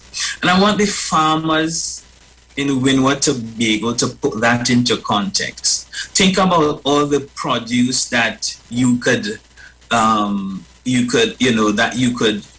from all the output from your farmland that you could sell in any given year. Think about having a guaranteed or ready market, and think about the loss of income from just that one project. So Sandals said, listen, we don't need this unwarranted attention, so they left. But the work continued. And in my conversations with the Minister of Trade, I spoke to her on a number of occasions about one of the most ideal spots for hotel development on the island outside of the Golden Grove Estate. She did a site visit, both on land and by sea. And given the fact that the land is owned by a Ministry of Trade, one of the companies under the purview of the Ministry of Trade, they led the RFP with Tobago representation. And now we have, hopefully, and we will be breaking ground by early 2023 after negotiations, discussions, receiving all the CCs and environmental clearance. We will have a branded hotel here in Tobago. And what that means for the rest of the sector is that that's a major pull factor, and that other brands are now looking at the island and saying, once that deal is signed, we are also coming.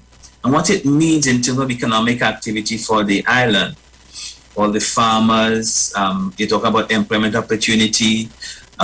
Besides your farmers, you have all your light manufacturers, all our agro-processors in Tobago.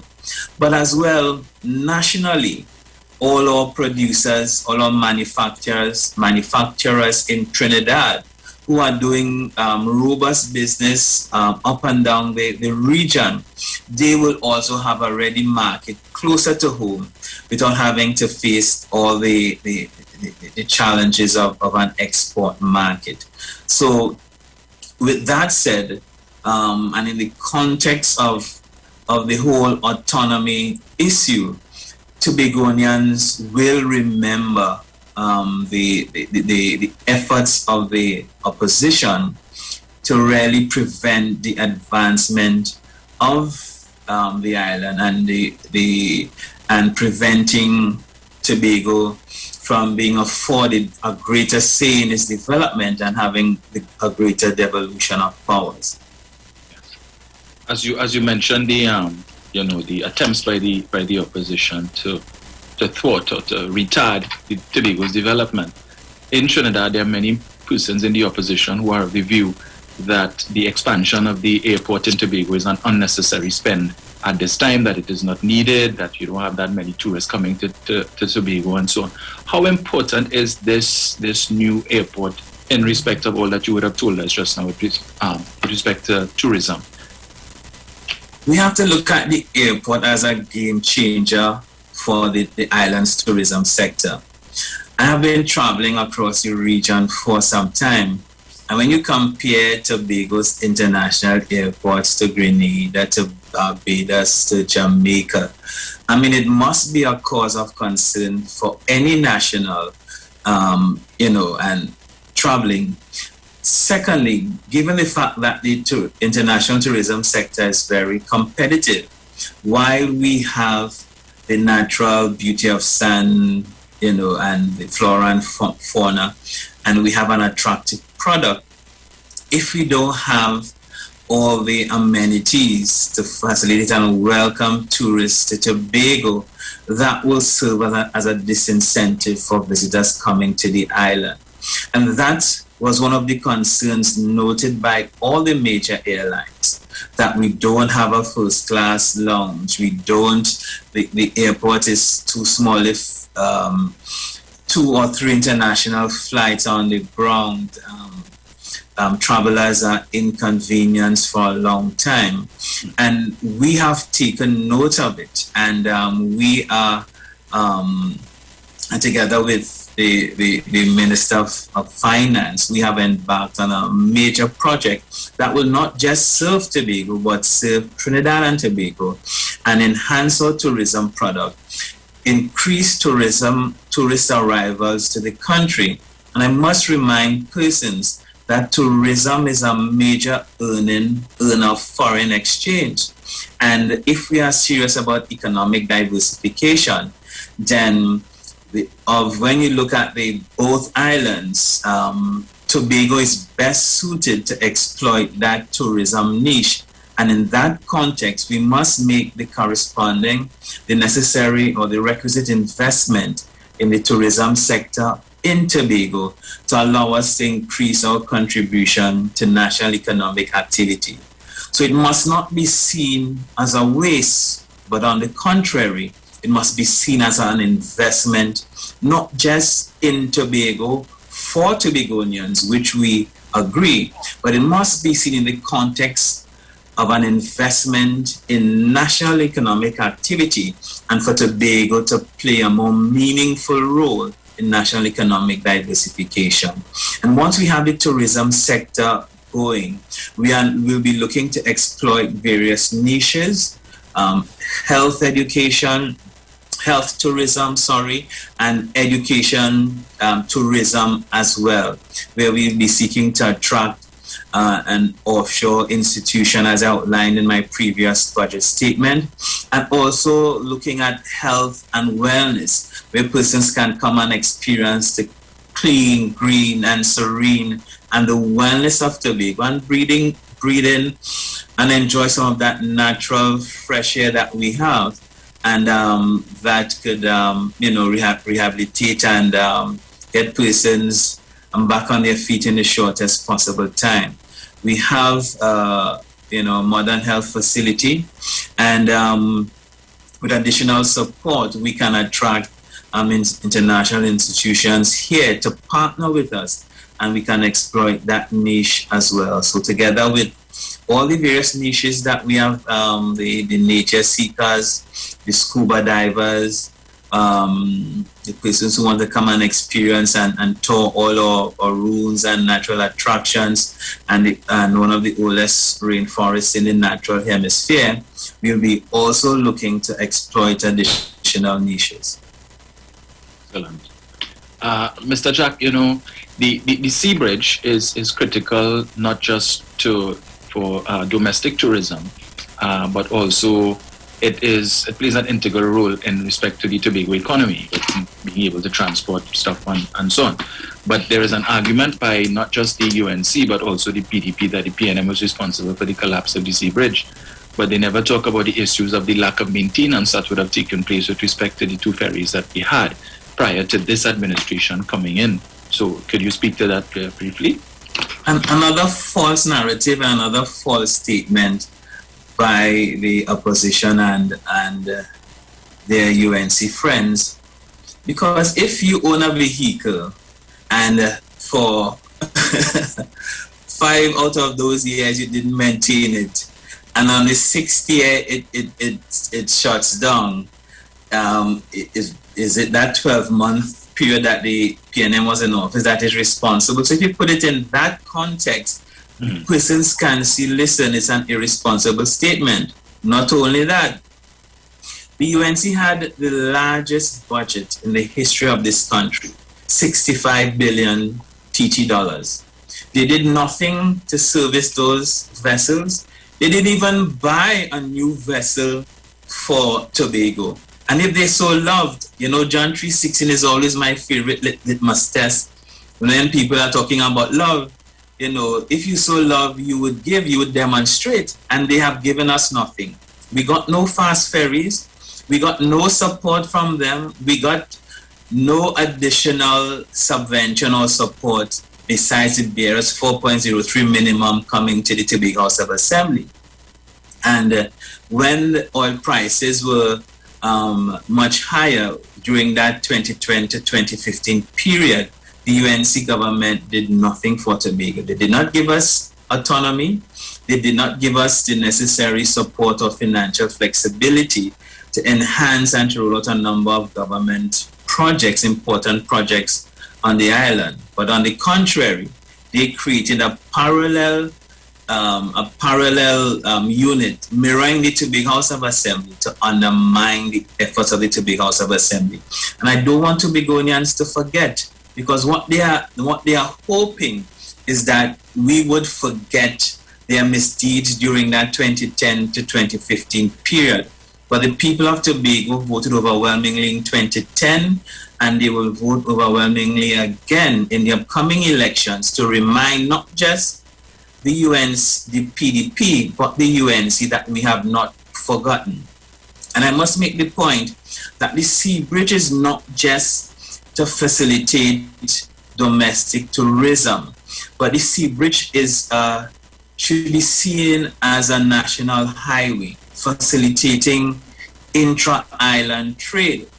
And a lot of businesses in Trinidad, as well as those in Tobago, depend on the sea bridge for their profitability and for their livelihood. So while a number of farmers are indicating to us, as they did, that they need the sea bridge to supply the vendors in the Port of Spain market and the Aranguez markets and so on, a lot of business persons in Trinidad depend on the sea bridge. So it's not just for Tobago, but it facilitates national economic activity, and it gives Tobago and Tobagoans an opportunity to transport their goods and services at affordable rates.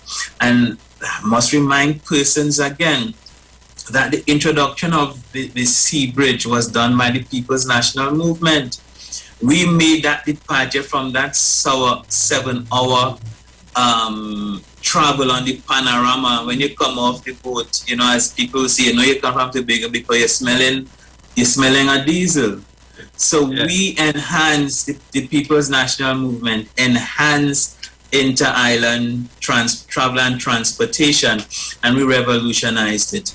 And but I must remind persons, we did this in very challenging economic times, and that must not be forgotten in the context and a comparator when the UNC had $65 billion budget, but they didn't see it fit to give Tobago what Tobago deserves. But the budget, as we found out after 2015, that those funds were in the pockets of their financiers.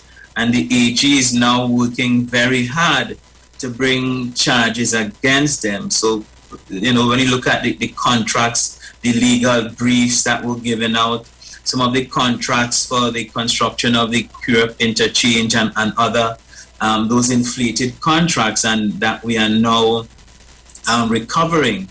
So I just want to remind persons, come on, let us do a sober analysis and let us be dispassionate and objective about what transpired during that 2010 to 2015 period and how Tobago was treated. I'll make this point before I end it. There was an economist that was making certain claims about the impact of the shutdown on the sea bridge and its impact on the Tobago economy. Because in the Division of Finance, we calculated the figures and we met with the Minister of Finance and the team, and we were evaluating, looking at the impact, putting in the necessary measures, working with the Caribbean Airlines to cushion the impact and the fallout on the sea bridge. And we told the economists, please, because he came together with the Chamber of Industry and Commerce, share your data with us, because you are making statements and those statements are not in sync with our estimates. And up to this time, we are still waiting. I think after we made that intervention, that he stopped making some of the outlandish claims that he was making for political posturing.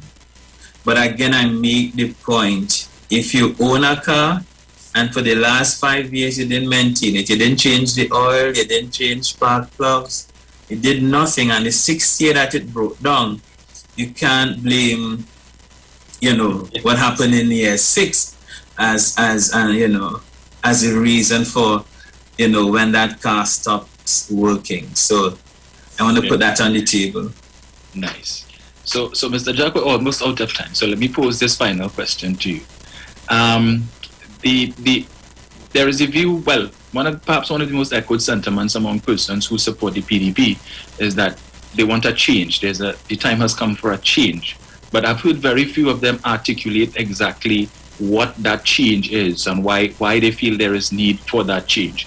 So tell us, what do you think is motivating that sentiment among persons who support the PDP, and what are you as one of the candidates and the Secretary for Finance, how do you feel that you can change that sentiment within the remaining time that leads up to the December 6th election? Tagged on to that statement for change is a reference to what is yet to be done and what is outstanding.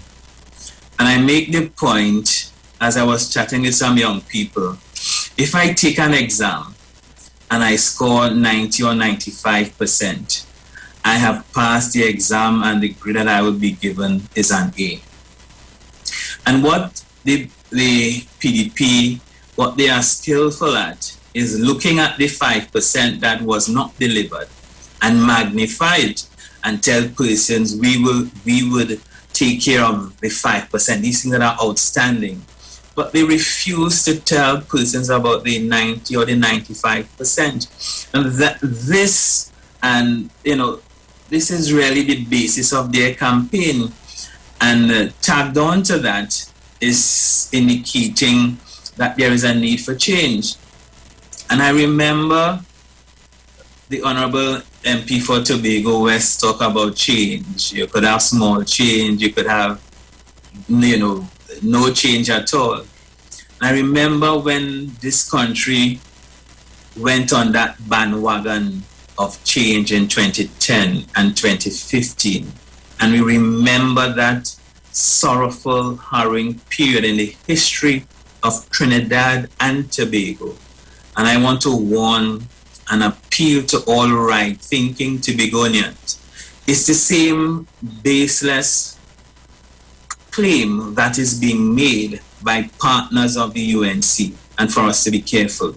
But I want us to look and reflect at how we have managed the economic crisis during that 2019-2020 period. I want us to reflect on how, as an administration, we have managed the pandemic most recently. And you make a comparison as to the management of the pandemic in Trinidad and Tobago with our regional neighbors. And we were celebrated for how we have managed the pandemic both in the Tobago space, the national space, and how we have managed the Tobago economy during this time. We have not sent too many government workers. We have not struggled to pay salaries or wages. And in that context, we have managed well. And when you look at the transformation of Tobago from 2001 to now, under the stewardship of the People's National Movement, that in itself is a reason to return the PNM to office. And as a party, we have been managing well, and we have been responding to the requests from all Tobagonians to advance the island's development and to ensure that we continue our human capital development trust.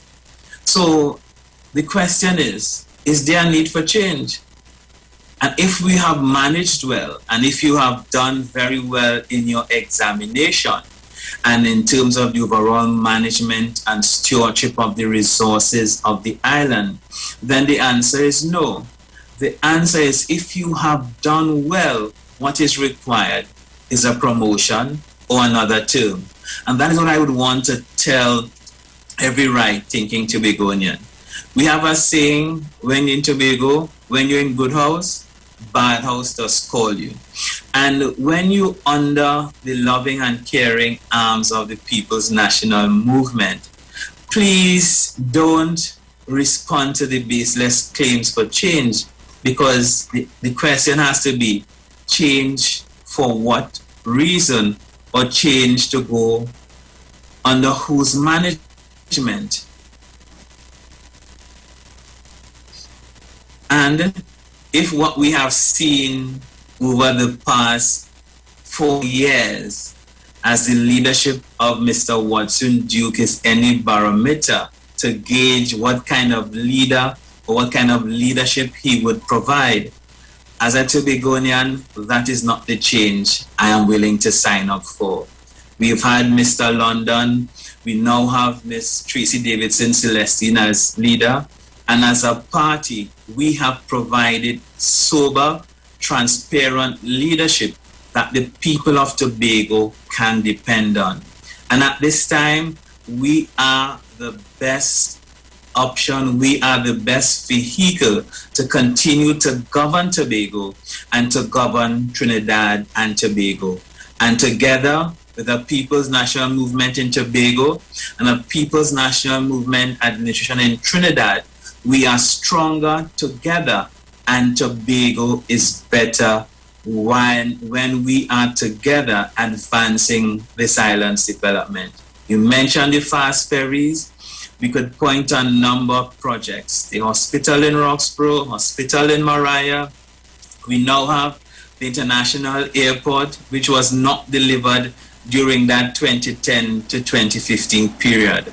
And what we need now is not confusion, confrontation, and conflict, but what you need is Tobago, the Tobago House of Assembly, working together with the central government to advance this island's development and to take Tobago to the next level. So all Tobagonians, all right-thinking Tobagonians, I appeal to you. On December the 6th, there is only one choice. Vote for consistency, vote for experience, and vote for the continued advancement of this island's development. Vote for the People's National Movement on December 6th. And for those persons in Bagatelle, Bacalet, vote for me, Joel Jack, your candidate, to continue to provide effective representation with distinction. And let me apologize for the interruption, but that is my phone going off. You know, these Apple products, my iPad and my phone is linked, so my phone is ringing off. So I have a lot of calls to return. It's a pleasure chatting with you this morning. Yes. And I want to thank you again. I mean, after what you just said there, I'm sorry that I can't vote in this election. certainly convinced me, and I'm certain at a lot of people who may be sitting on the fence that having heard what you just said there, they should have made up their mind by now. So, Mr. Jack, I want to thank you for joining us this morning. It was very informative, and I hope and trust that we can have you back before December 6th so that you could share a little bit more on why the person should vote for the PNM. Well, I'll make myself available. It was my pleasure being on this morning. Thank you for having me. Thank you. Do have a good day. Cheers. You too. Thanks. Over to you, Bruce. Yes, so at this time we are going to a break and we'll be right back. Keep it locked.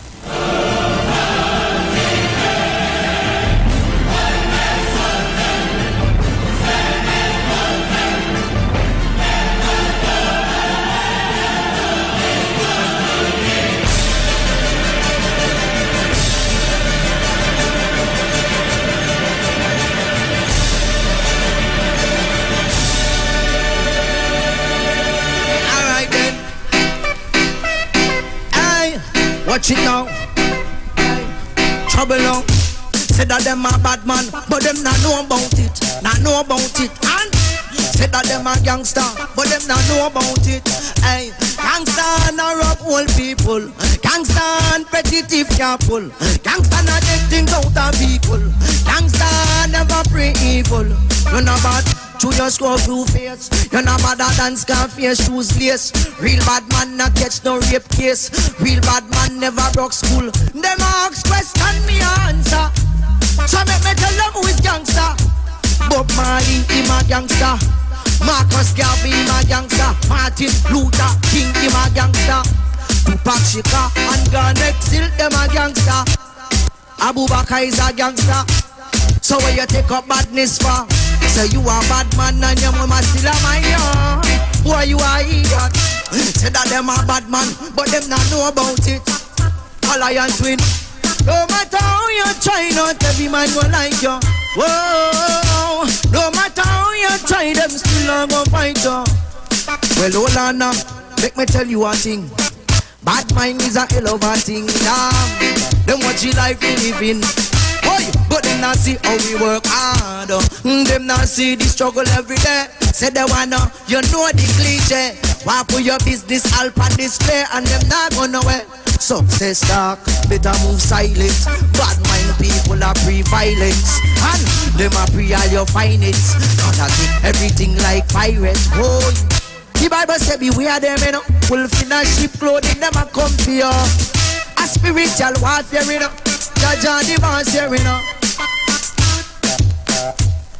Every youth want to sing about gun. Every youth want to sing about gun. Which one of them better than I? A lie. How much gun them ever buy? They lie. Who have more guns than I? But I was my one for the most high. Me nah go court testify. Tell them this client we never go and die. You know me race and me not shy. Big bad, deep length. Alright then. Righteousness man a free. None of them fool them not better than me.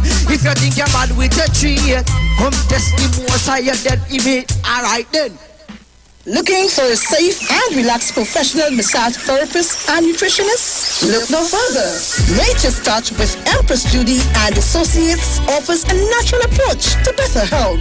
Treat yourself to a professional massage therapy and nutrition advice in a safe and relaxed atmosphere. Rejuvenate your body, mind, and soul at Nature's Touch Therapy. For an appointment, please call or WhatsApp 1-868-398-8282 or visit our Facebook page. Remember, your health is our responsibility at Nature's Touch. What is Apex? It is the pinnacle of high-performance vision through a lens. It's clarity, no matter what angle you look at. It's comfort, no matter what you do all day, every day. And it's customized with every digital measurement your eyes require to see at their very best. Apex Digital Lenses by Value Optical, the ultimate lens design for your eyes. Value Optical, expert care for your eyes.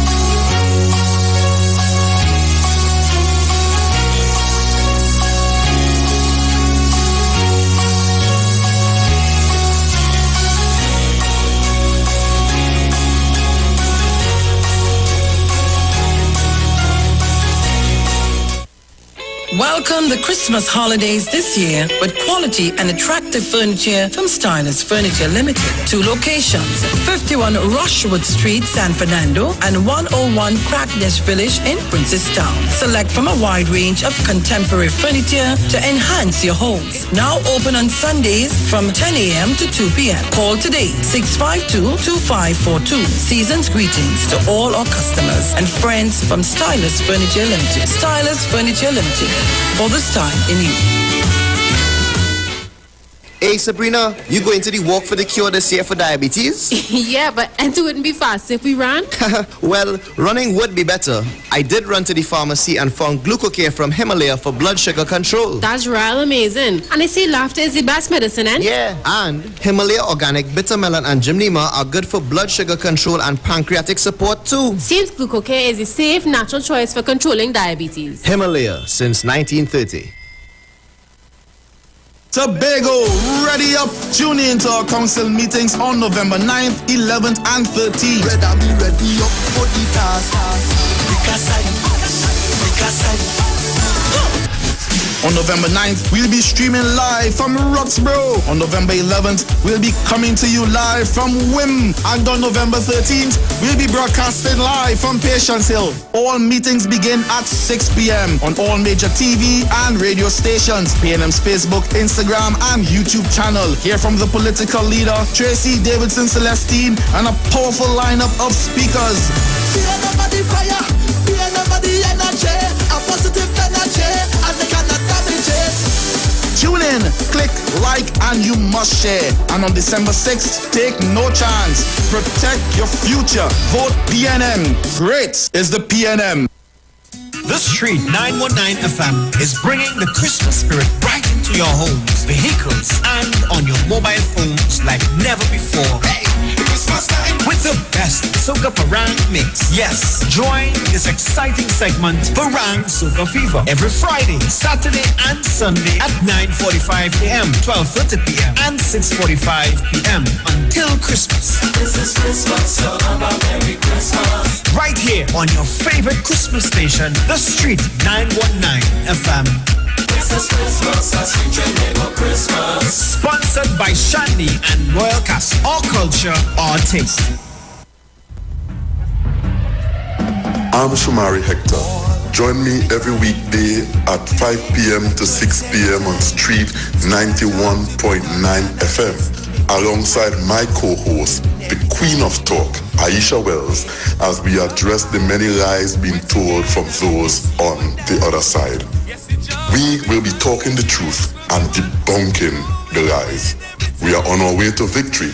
THA Elections 2021. Don't miss it. And like I say, activate. It's only Dr. Rowley, the right choice for TNT.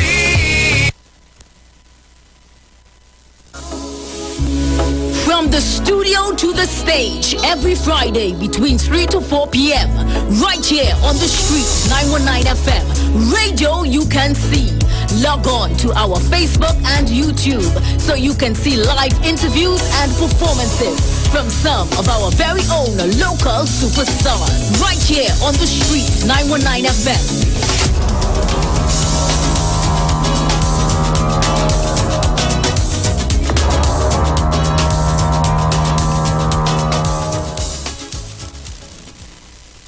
The Huddle Room reopens in partnership with Maracas Bake and Shock on Monday, October 18th. That's right, seaside flavor is in Central. Bake and Shock, aloo pies, kingfish, shrimp, and a daily menu of lunchtime favorites like stew chicken, macaroni pie, curry chicken, pilau, and so much more. Follow The Huddle Room and taste Maracas on social media. Bake and Shock is served from 10 a.m. and lunches from 11 a.m. We'll see you and your taste buds on Monday. The Huddle Room and Maracas Bake and Shock, the best of both worlds.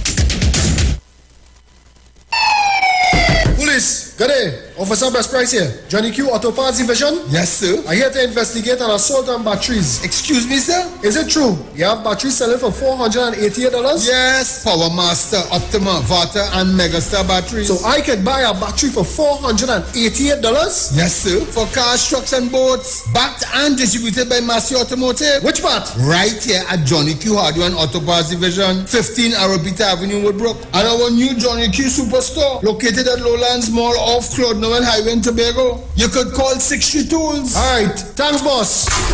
Nah man. Granny, do you have $488 to lend me? After all the talk during the week, don't switch off on the weekend and keep it on the street. It's classic soca and classic kaiso when you're liming with the live wire on Saturdays from 5 to 7 p.m. only on the street 919 FM.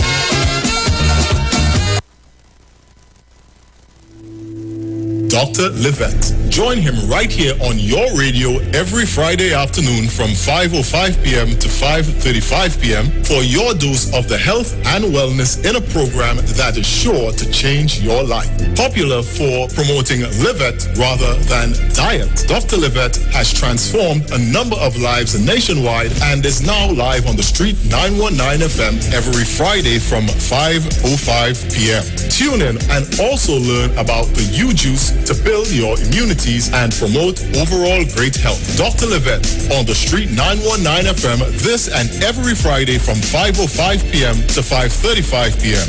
It's time that you live. TTMF Online Customer Service Center. That's where I go now for almost anything I want to do with TTMF. With my computer or smart device, I go online to ttmf-mortgages.com and voila! I can manage payments, request documents, or book an appointment from wherever I am. Convenience at my fingertips. That's TTMF's Online Customer Service Center. TTMF. From here to home. Turn your lights down low and listen to the Master's Radio. The Church of the Firstborn Assembly of number 399 Eastern Main Road, Guayco, Sangre Grande, is pleased to present Pastors Morris and Agnes Johnson and guest. Sundays, Tuesdays, and Friday night, Sunday Ministry of Worship, Children Hour and the Word from 1 p.m. to 6 p.m. Tuesdays, see Jesus in every book of the Bible from Genesis to Revelation from 9 p.m. and Friday night, 9 p.m. to 5 a.m. all night prayer for our nation. Tell your neighbors, tell your friends, tell everyone. For further information, visit with us at www.churchofthefirstbornassembly.org or on Facebook. Email us at church668hope@gmail.com or call us at 753-1113 or 236-7271. Your free gifts and offerings will be greatly appreciated at Church of the Firstborn Assembly, account number 795222 at the First Citizens Bank. Get in touch with God. Turn your radio on. The Street 91.9 FM brings you today's tips to improve your financial literacy. Improving your financial literacy is a never-ending endeavor that needs to be prioritized. As you work on improving your financial literacy, it's important to continue your momentum. Here are your tips. Pay attention to your fees. Understanding the fee structure and the amount you have been paying on a monthly or even annual basis in regards to fees associated with financial services is extremely important. Account service fees, annual financial planning service fees, investment account management fees, you name it. If you haven't reviewed and audited your fees yet, I recommend that you sit down and make this a priority. That was your financial tip brought to you by the Street 91.9 FM. This is the Street 919 FM COVID-19 updates. In case you missed it, the latest COVID positive cases in TNT as of November 8th, 2021 stands at new positive cases 354. Total active cases 5,685. Total recovered patients 52,188. Total positive cases for COVID-19 as of March 2020 to present 59,658. follow the Ministry of Health COVID-19 protocols. Wear your mask, sanitize, social distance, and avoid gatherings. A message from the Street 919 FM. Share the live. Share the live. The Street 919 FM on Facebook and Instagram. Share the live. Iowa George on Instagram. Share the live. Iowa TV and Street TV on YouTube. Share the live. The Street 919 FM.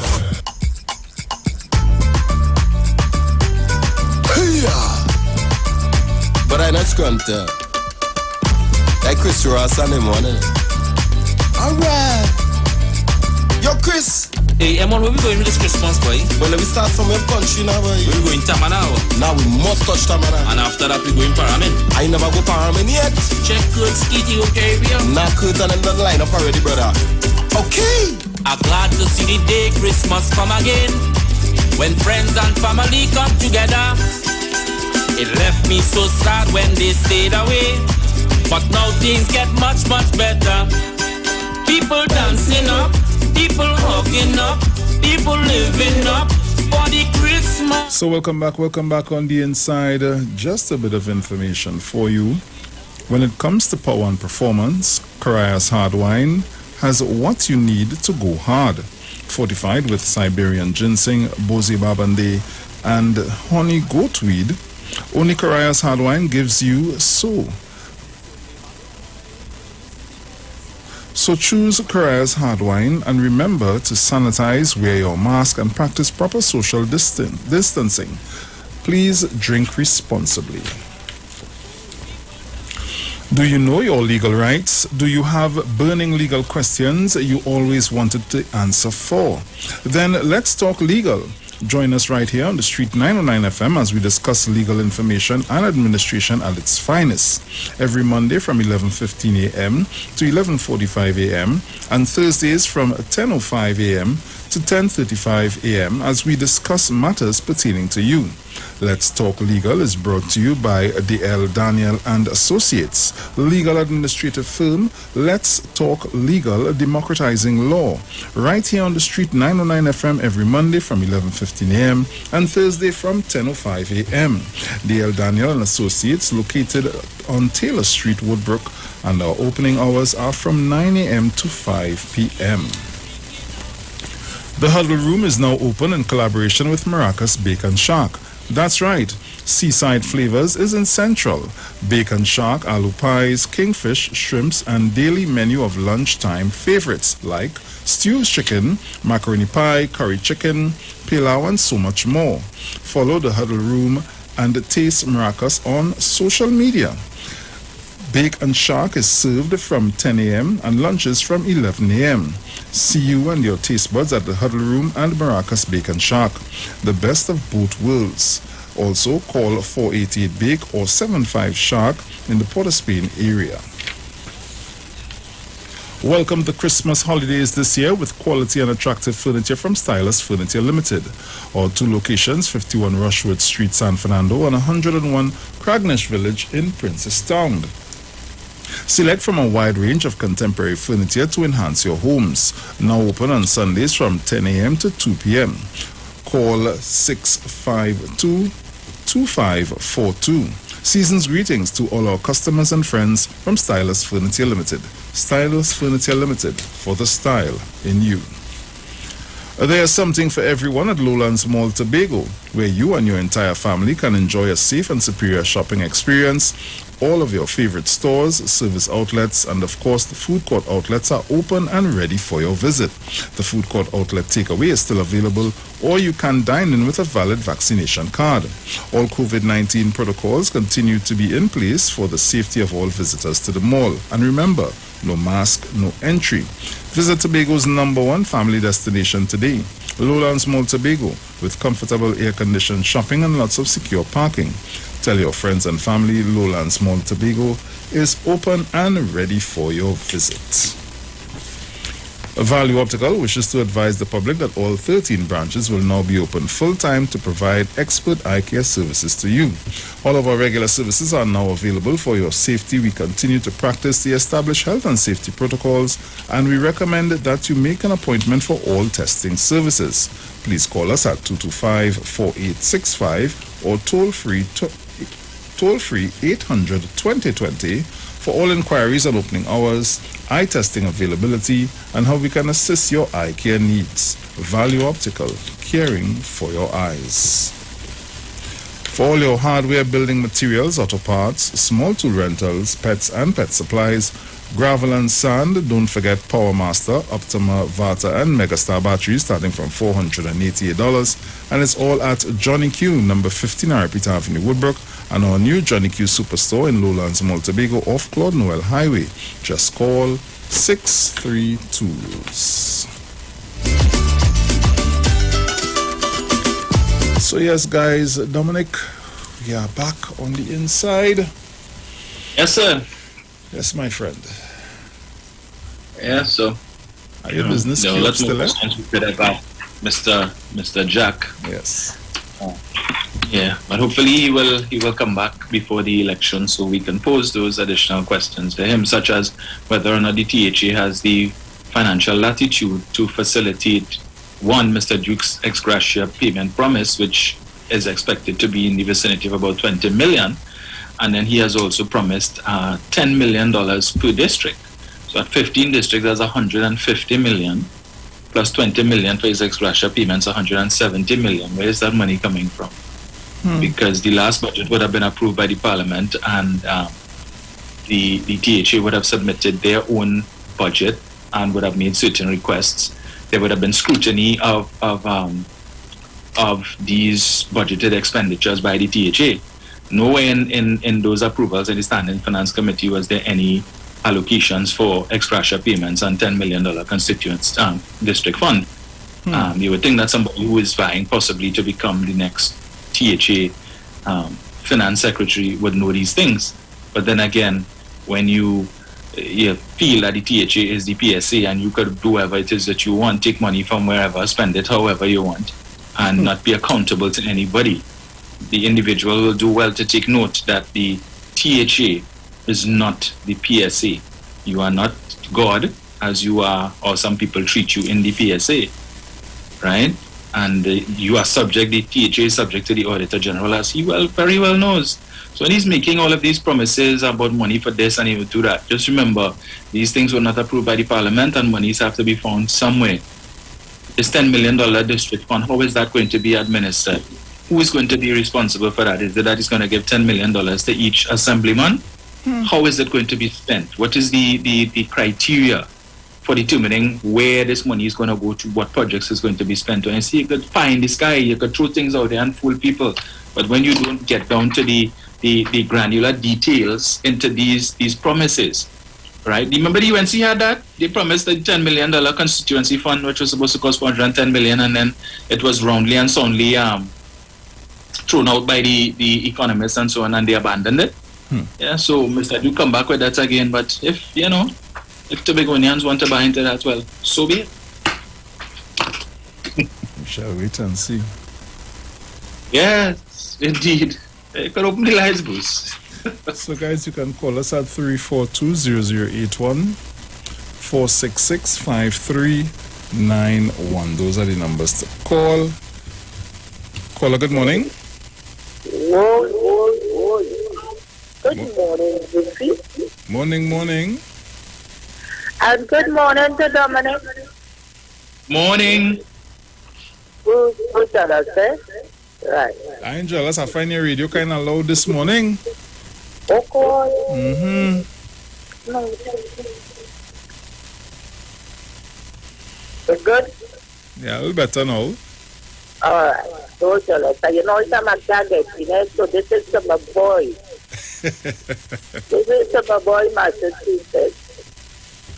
Have yourself a happy belated birthday. May your days be bright.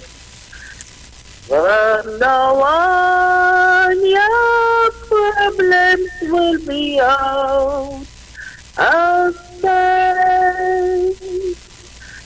Then have yourself a happy birthday. No. That is from all the titles.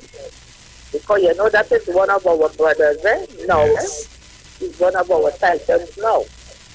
So I want to say good morning to Mr. Malcolm, Miss Gemma, Miss Angie, Miss Thomas, Miss Abelmano, Mora, Miss Gloria, and, you know, Mother Tanapuna. Good morning, Tobago Titans. And those special friends of the Titans, Miss Monica Paul, the Brazilian here, and my educational officer, Mr. Chan. Morning, Charo. I'm going to look on and listen. Yes, my dear. Take care. Yeah, and I want to go on to you and not hearing you. All right, no problem. All right. Yes.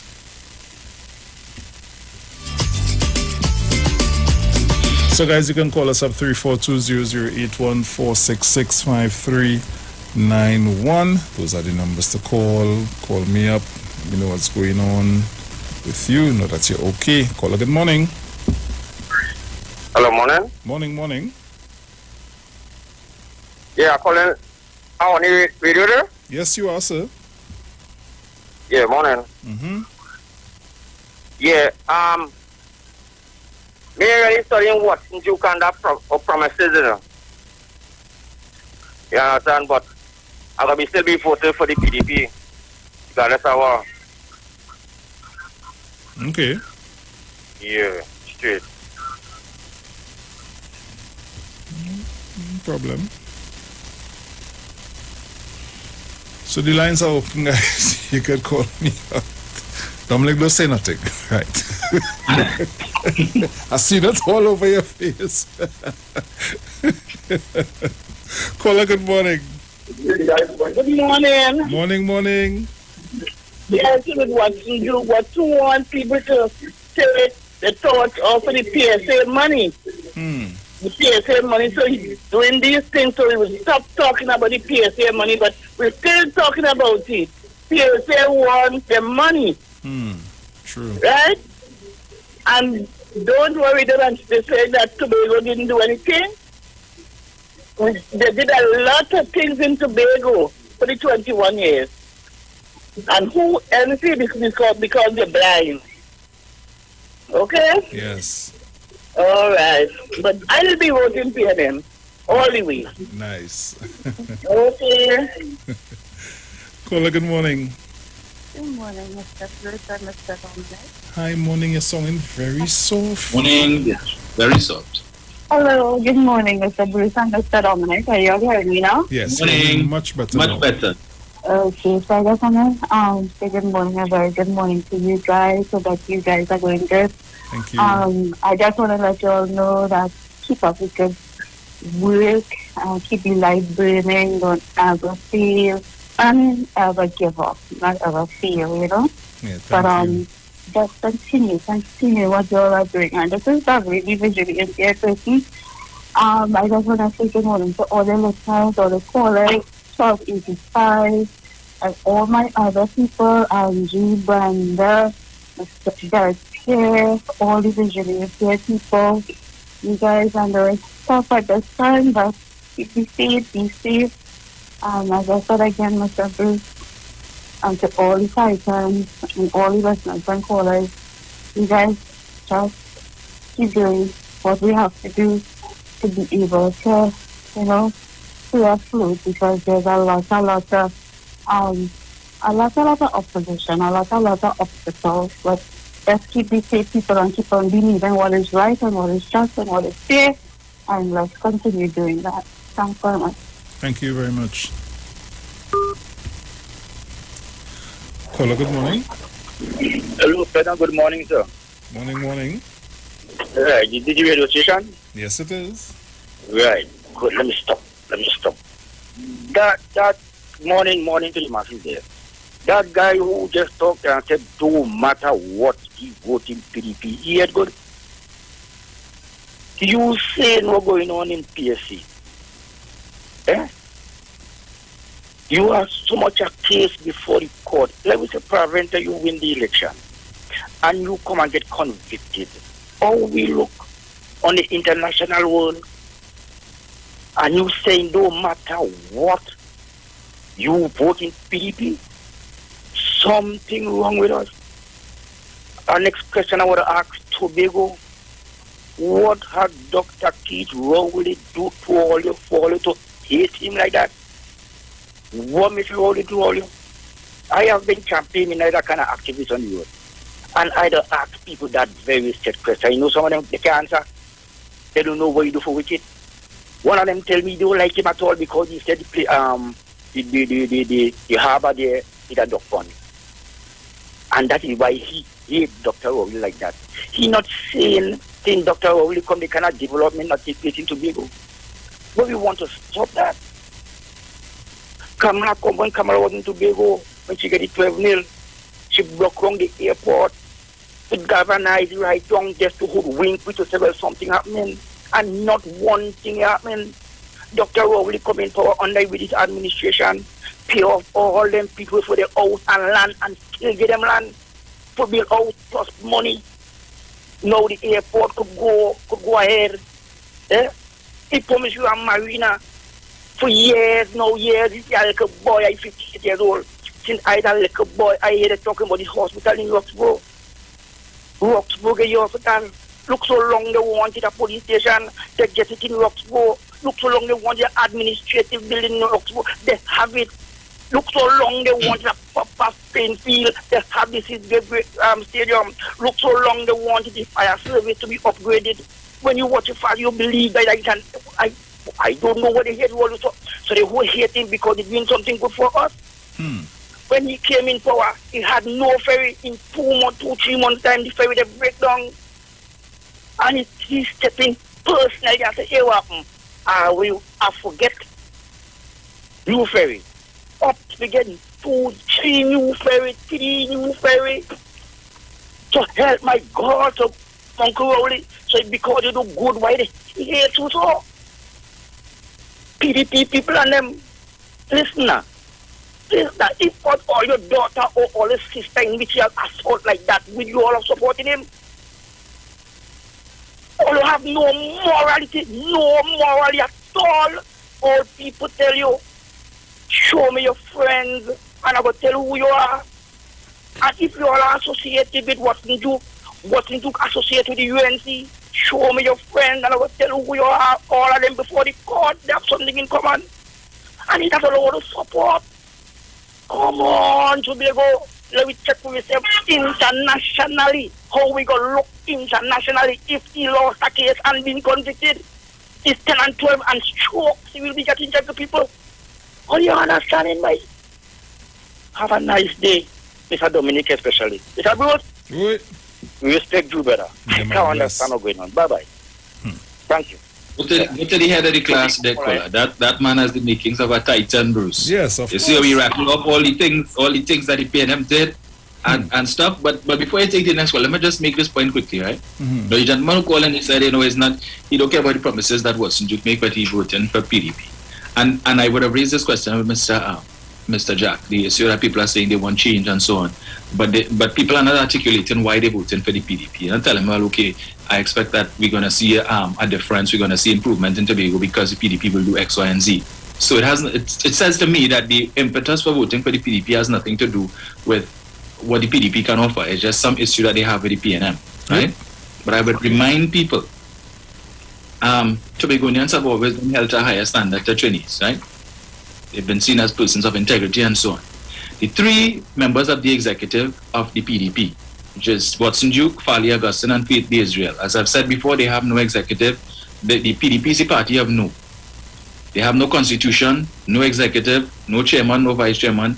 They have no treasurer. They have no general secretary. They have no membership. They have no membership list, no bank account. They have nothing, right? And since they like no so much, I think we should continue to give them no. So when they come knocking on your door, when they come in your yard offering jerseys and hat and other trinkets, tell them no thanks. When they ask you for your vote, tell them no way.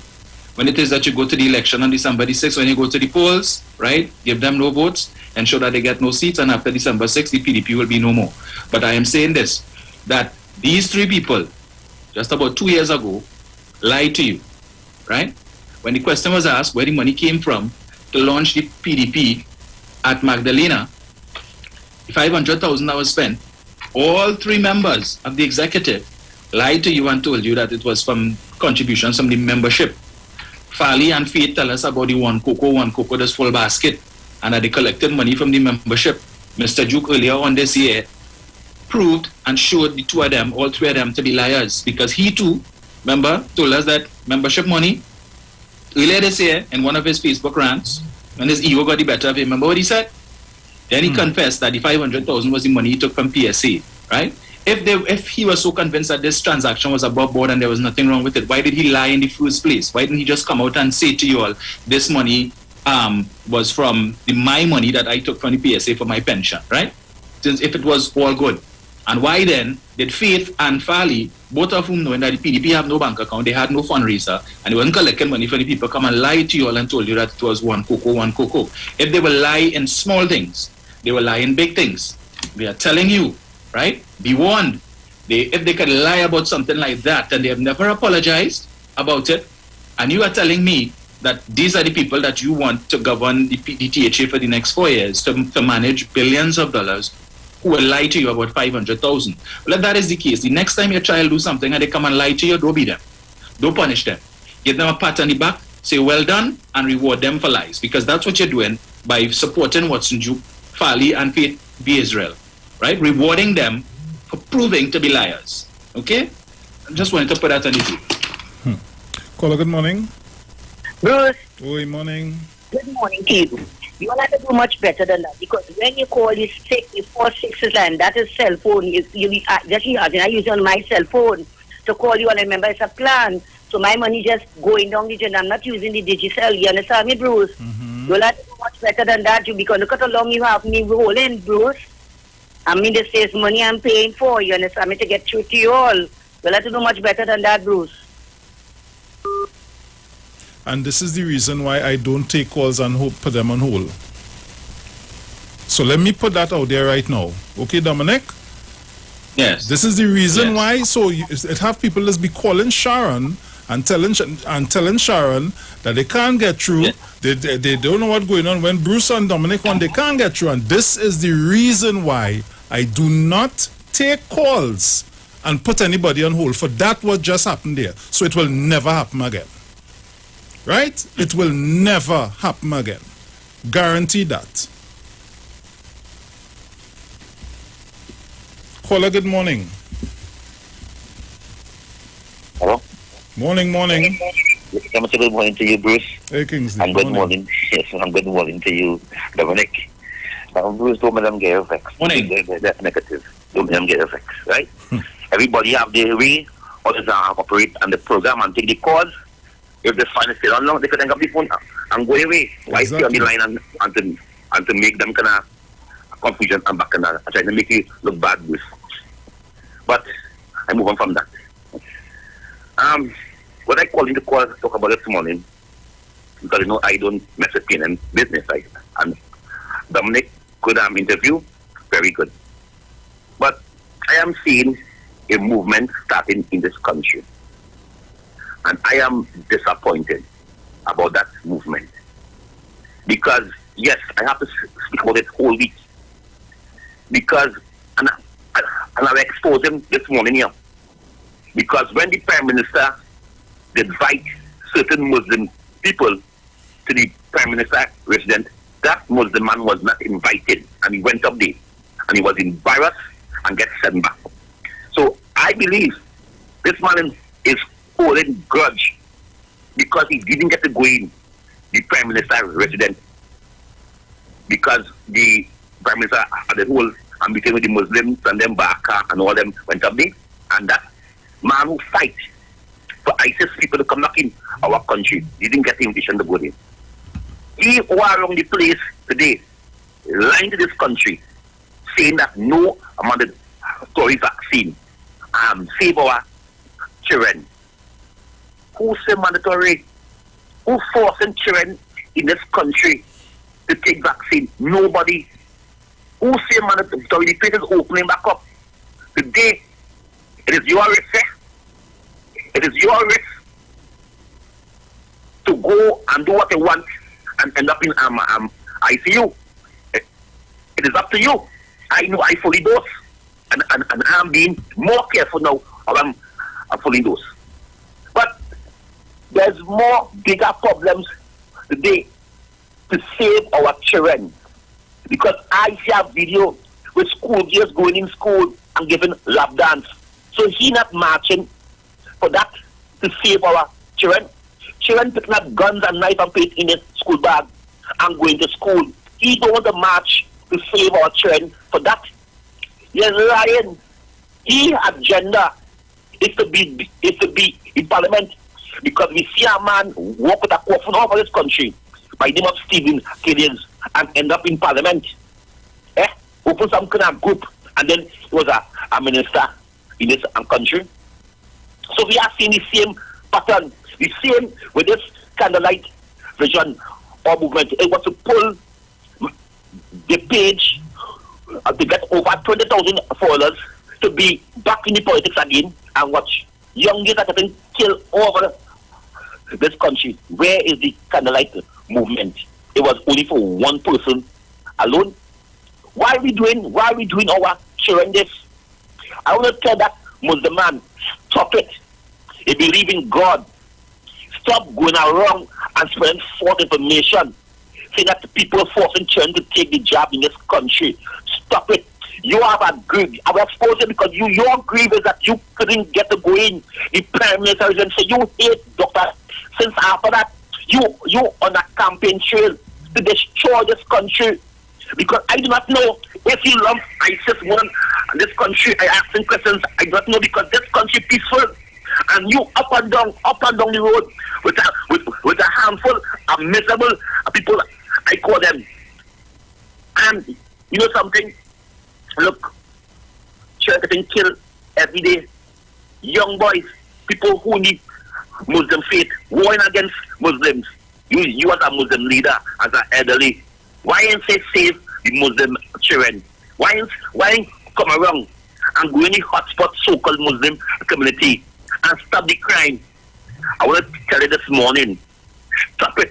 I on your back and I will expose you because you cannot be lying to this country, lying to the world and saying that how the government have whispered in this country. There's mandatory vaccine. Whisper. You tell me that. It doesn't come out. No. Yes, save our children. Save our children. Let our children go in school. Thank you very much. And Bruce, don't take them on Bruce because them supported a man who calling every day and cuss Dr. Rowdy by the man by Leave there. Because when Leave there calling and call Dr. Rowdy, what kind of names? That same individual. They say, go Leave there, I love you. I like what you're saying.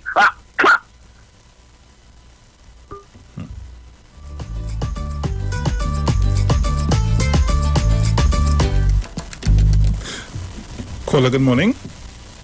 Uncle Bruce. Hey. Morning. Morning, George. How you doing? I'm good. Nice, Mommy, nice. Let me tell Mommy, leave Uncle Bruce alone. If you call in and you can't get you, all you have to do is cut off your phone. You can't blame Uncle Brucey for that. He's not supposed to monitor your call and all these sorts of things. They give us a privilege to call in. So don't rough up Uncle Brucey for me, please. Uncle Dominic, I like it this morning. I like the interview with Mr. Joel Jack. And I ain't talking too much to Tobago people, you know. Tobago people need to understand what... I wonder if... I coming through echoing Uncle Brucey because... No, you're coming through good. Right. Tobago people need to understand what is going on, you know. They're looking for everything free and easy, but they're going to get burned, you know.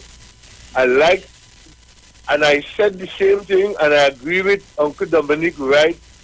What is their manifesto? What is their plan? Where is their main office? Where is the PDP office that you could go and make a complaint or look for some thing?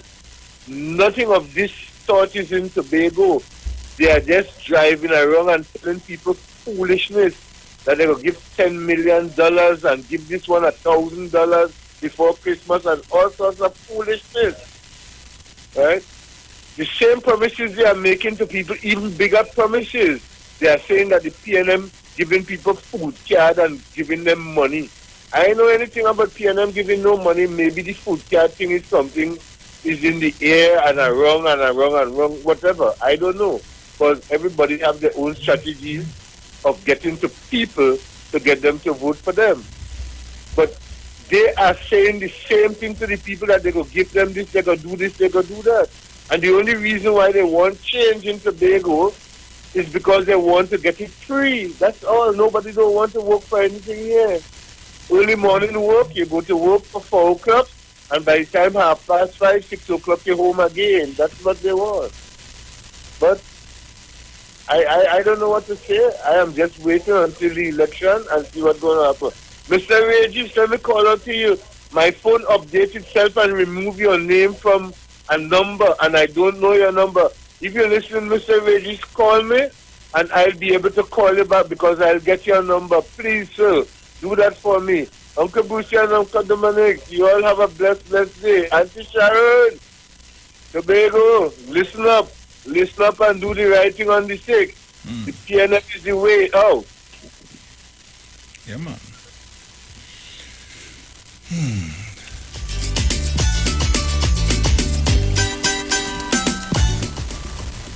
Caller, good morning. A blessed morning to you, Mr. Bruce Boswin. Morning, my brother. How you doing? Morning. All loyal listeners and callers, all who on the live. You see, Duke's PDP spending PSA money in Tobago. We cannot give account for the monies that is mismanaged in the PSA. And I think I hear this 10 million for every assemblyman in the Trinidad and Tobago elections sometime from the UNC when they wanted to give out 10 million to the 41 members. I think I hear that already, you know. So they're reading like if they're reading from the same script now, if you of us are showing Mr. Bruce and Dominic. Yeah. They're reading from the same script. And according to what they're saying, they have no management system within that PDP. According to them on the pavement also, them in the rum shop politics. And Sally, you and Miss Faith, only back in Duke, only want to see that he don't make a jail. But I showing you, as the case call, listening to Dominic, you know the court date for Mr. Duke to reach a court. I know you're going to tell me I don't know, because nobody in Trinidad and Tobago know about that. That under the carpet right now, if you was watching you. Right now is an election to win, so that I wouldn't be able to face any charges in the courts. Thank you very much. Yeah, man.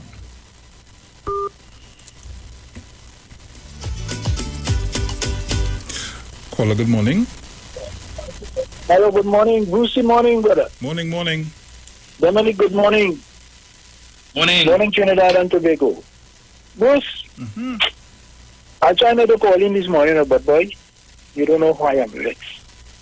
I sat down here and I listened to some Tobagoans calling and what they are saying, regardless to what the PDP leader do, they're going to vote for him. I can't believe that. These people mad, or they're blind, or whatever the case is. You see, some of these people, they want to eat fish every day, but they don't know how to catch a fish. Right? And I'm talking to the youths now. The PNN trying to teach people to fish, so they're going to get fish to eat for the rest of their life. But there are those who want to be handed a fish every day. And the day that fish ain't come, they starve. This is the impression again from these foolish people who trying to don't care what Mr. Duke do. They're going to vote for him. Total blindness. And I didn't say this yet. The same man who they want to vote for. He said they don't read, they don't watch TV, they don't listen to radio. They don't sound illiterate. and you still going to vote for a man like this? If a man could walk into a bank on the southern side of Independence Square, withdraw money from that bank and go on the northern side of Independence Square and deposit that money into that bank, money which is not his, it belongs to one of the biggest organizations in Trinidad and Tobago. What kind of person is? This is what he's going to do if, God forbid, that he get the opportunity to be the chief secretary.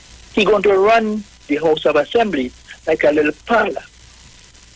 And then they go realize that the biggest mistake they would ever make in their life. They say old people not get sense.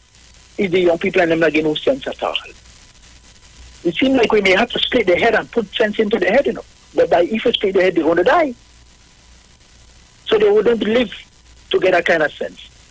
Bruce and Dominic, I'm appealing to Tobagonians, right thinking Tobagonians. On the 6th of December, from the race start at 6 a.m., vote with sense, vote for the PNM party. Do not stop the development that's taking place in Tobago right now. If we throw away this opportunity, it would not come back again. UNC people don't like Tobagonians. They are only behaving so because they want to get into Tobago. And another thing, they are on a revenge trail. From 2013 to now, it's still hurting them because of the 13-0 beating they get in 2013. Tobagonians, wake up. You young people, wake up and smell the coffee. Do not throw away your future. Go on. Well said. So guys, the word for today is life. I cherish my life and make the most of it. My life is mine for the making. I choose how to direct my energy and I focus on how to prioritize my time. I expect good things to happen, but I'm not derailed if they don't. I look for whatever I can learn from my struggles. I apologize when warranted and I stand up for myself when I need to. I seek to learn and grow from unwelcome experiences. I take time out for fun and simple pleasures daily. I treat my body like the temple it is by eating nutritious food and getting good exercise. When an exciting opportunity arises, I seize it. I commit to engaging in the sacred nature of the world, trusting that God within guides my steps, leading me to my most perfect life. Surely goodness and mercy shall follow me all the days of my life, and I shall dwell in the house of the Lord my whole life long. Psalm 23:6. So guys, that's all the time we have for today. It was a pleasure being in your company. It was a pleasure having you in ours. And tomorrow, please God, I will be back here with the lovely Miss Sharon Felix, and Dominic will return on Thursday. So you up to the gym? Yeah. Yeah. It's all about healthy and sexy right now. Hey, it's nice. Long overdue. So which gym is that? Fitness, that is in Diego Martin. Just as you're coming in Diego Martin before Starlight, right there. Yeah, and real nice. Oh, okay, all right, right. Real nice. I see that. Yeah. So. I finally get nice. Well, enjoy it. Yes, of course. So Dominic, as we say, ciao. Later, guys. Baila, Sandra, Christmas morning. Baila.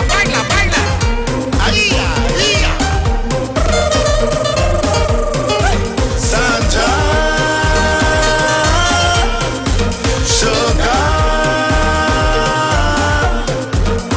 Christmas morning, Sandra Oma buy me parang. She says she want wine on Christmas time. Hey. Christmas morning, Sandra Oma buy me parang. She says she want wine on Christmas time. Hey.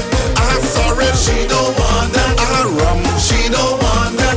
Turkey, she don't want that. Ham, she don't want that.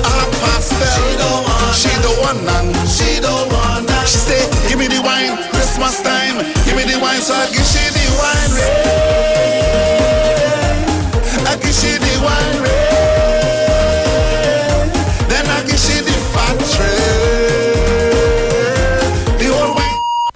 views expressed are not necessarily the views of the management of the Street 919 FM.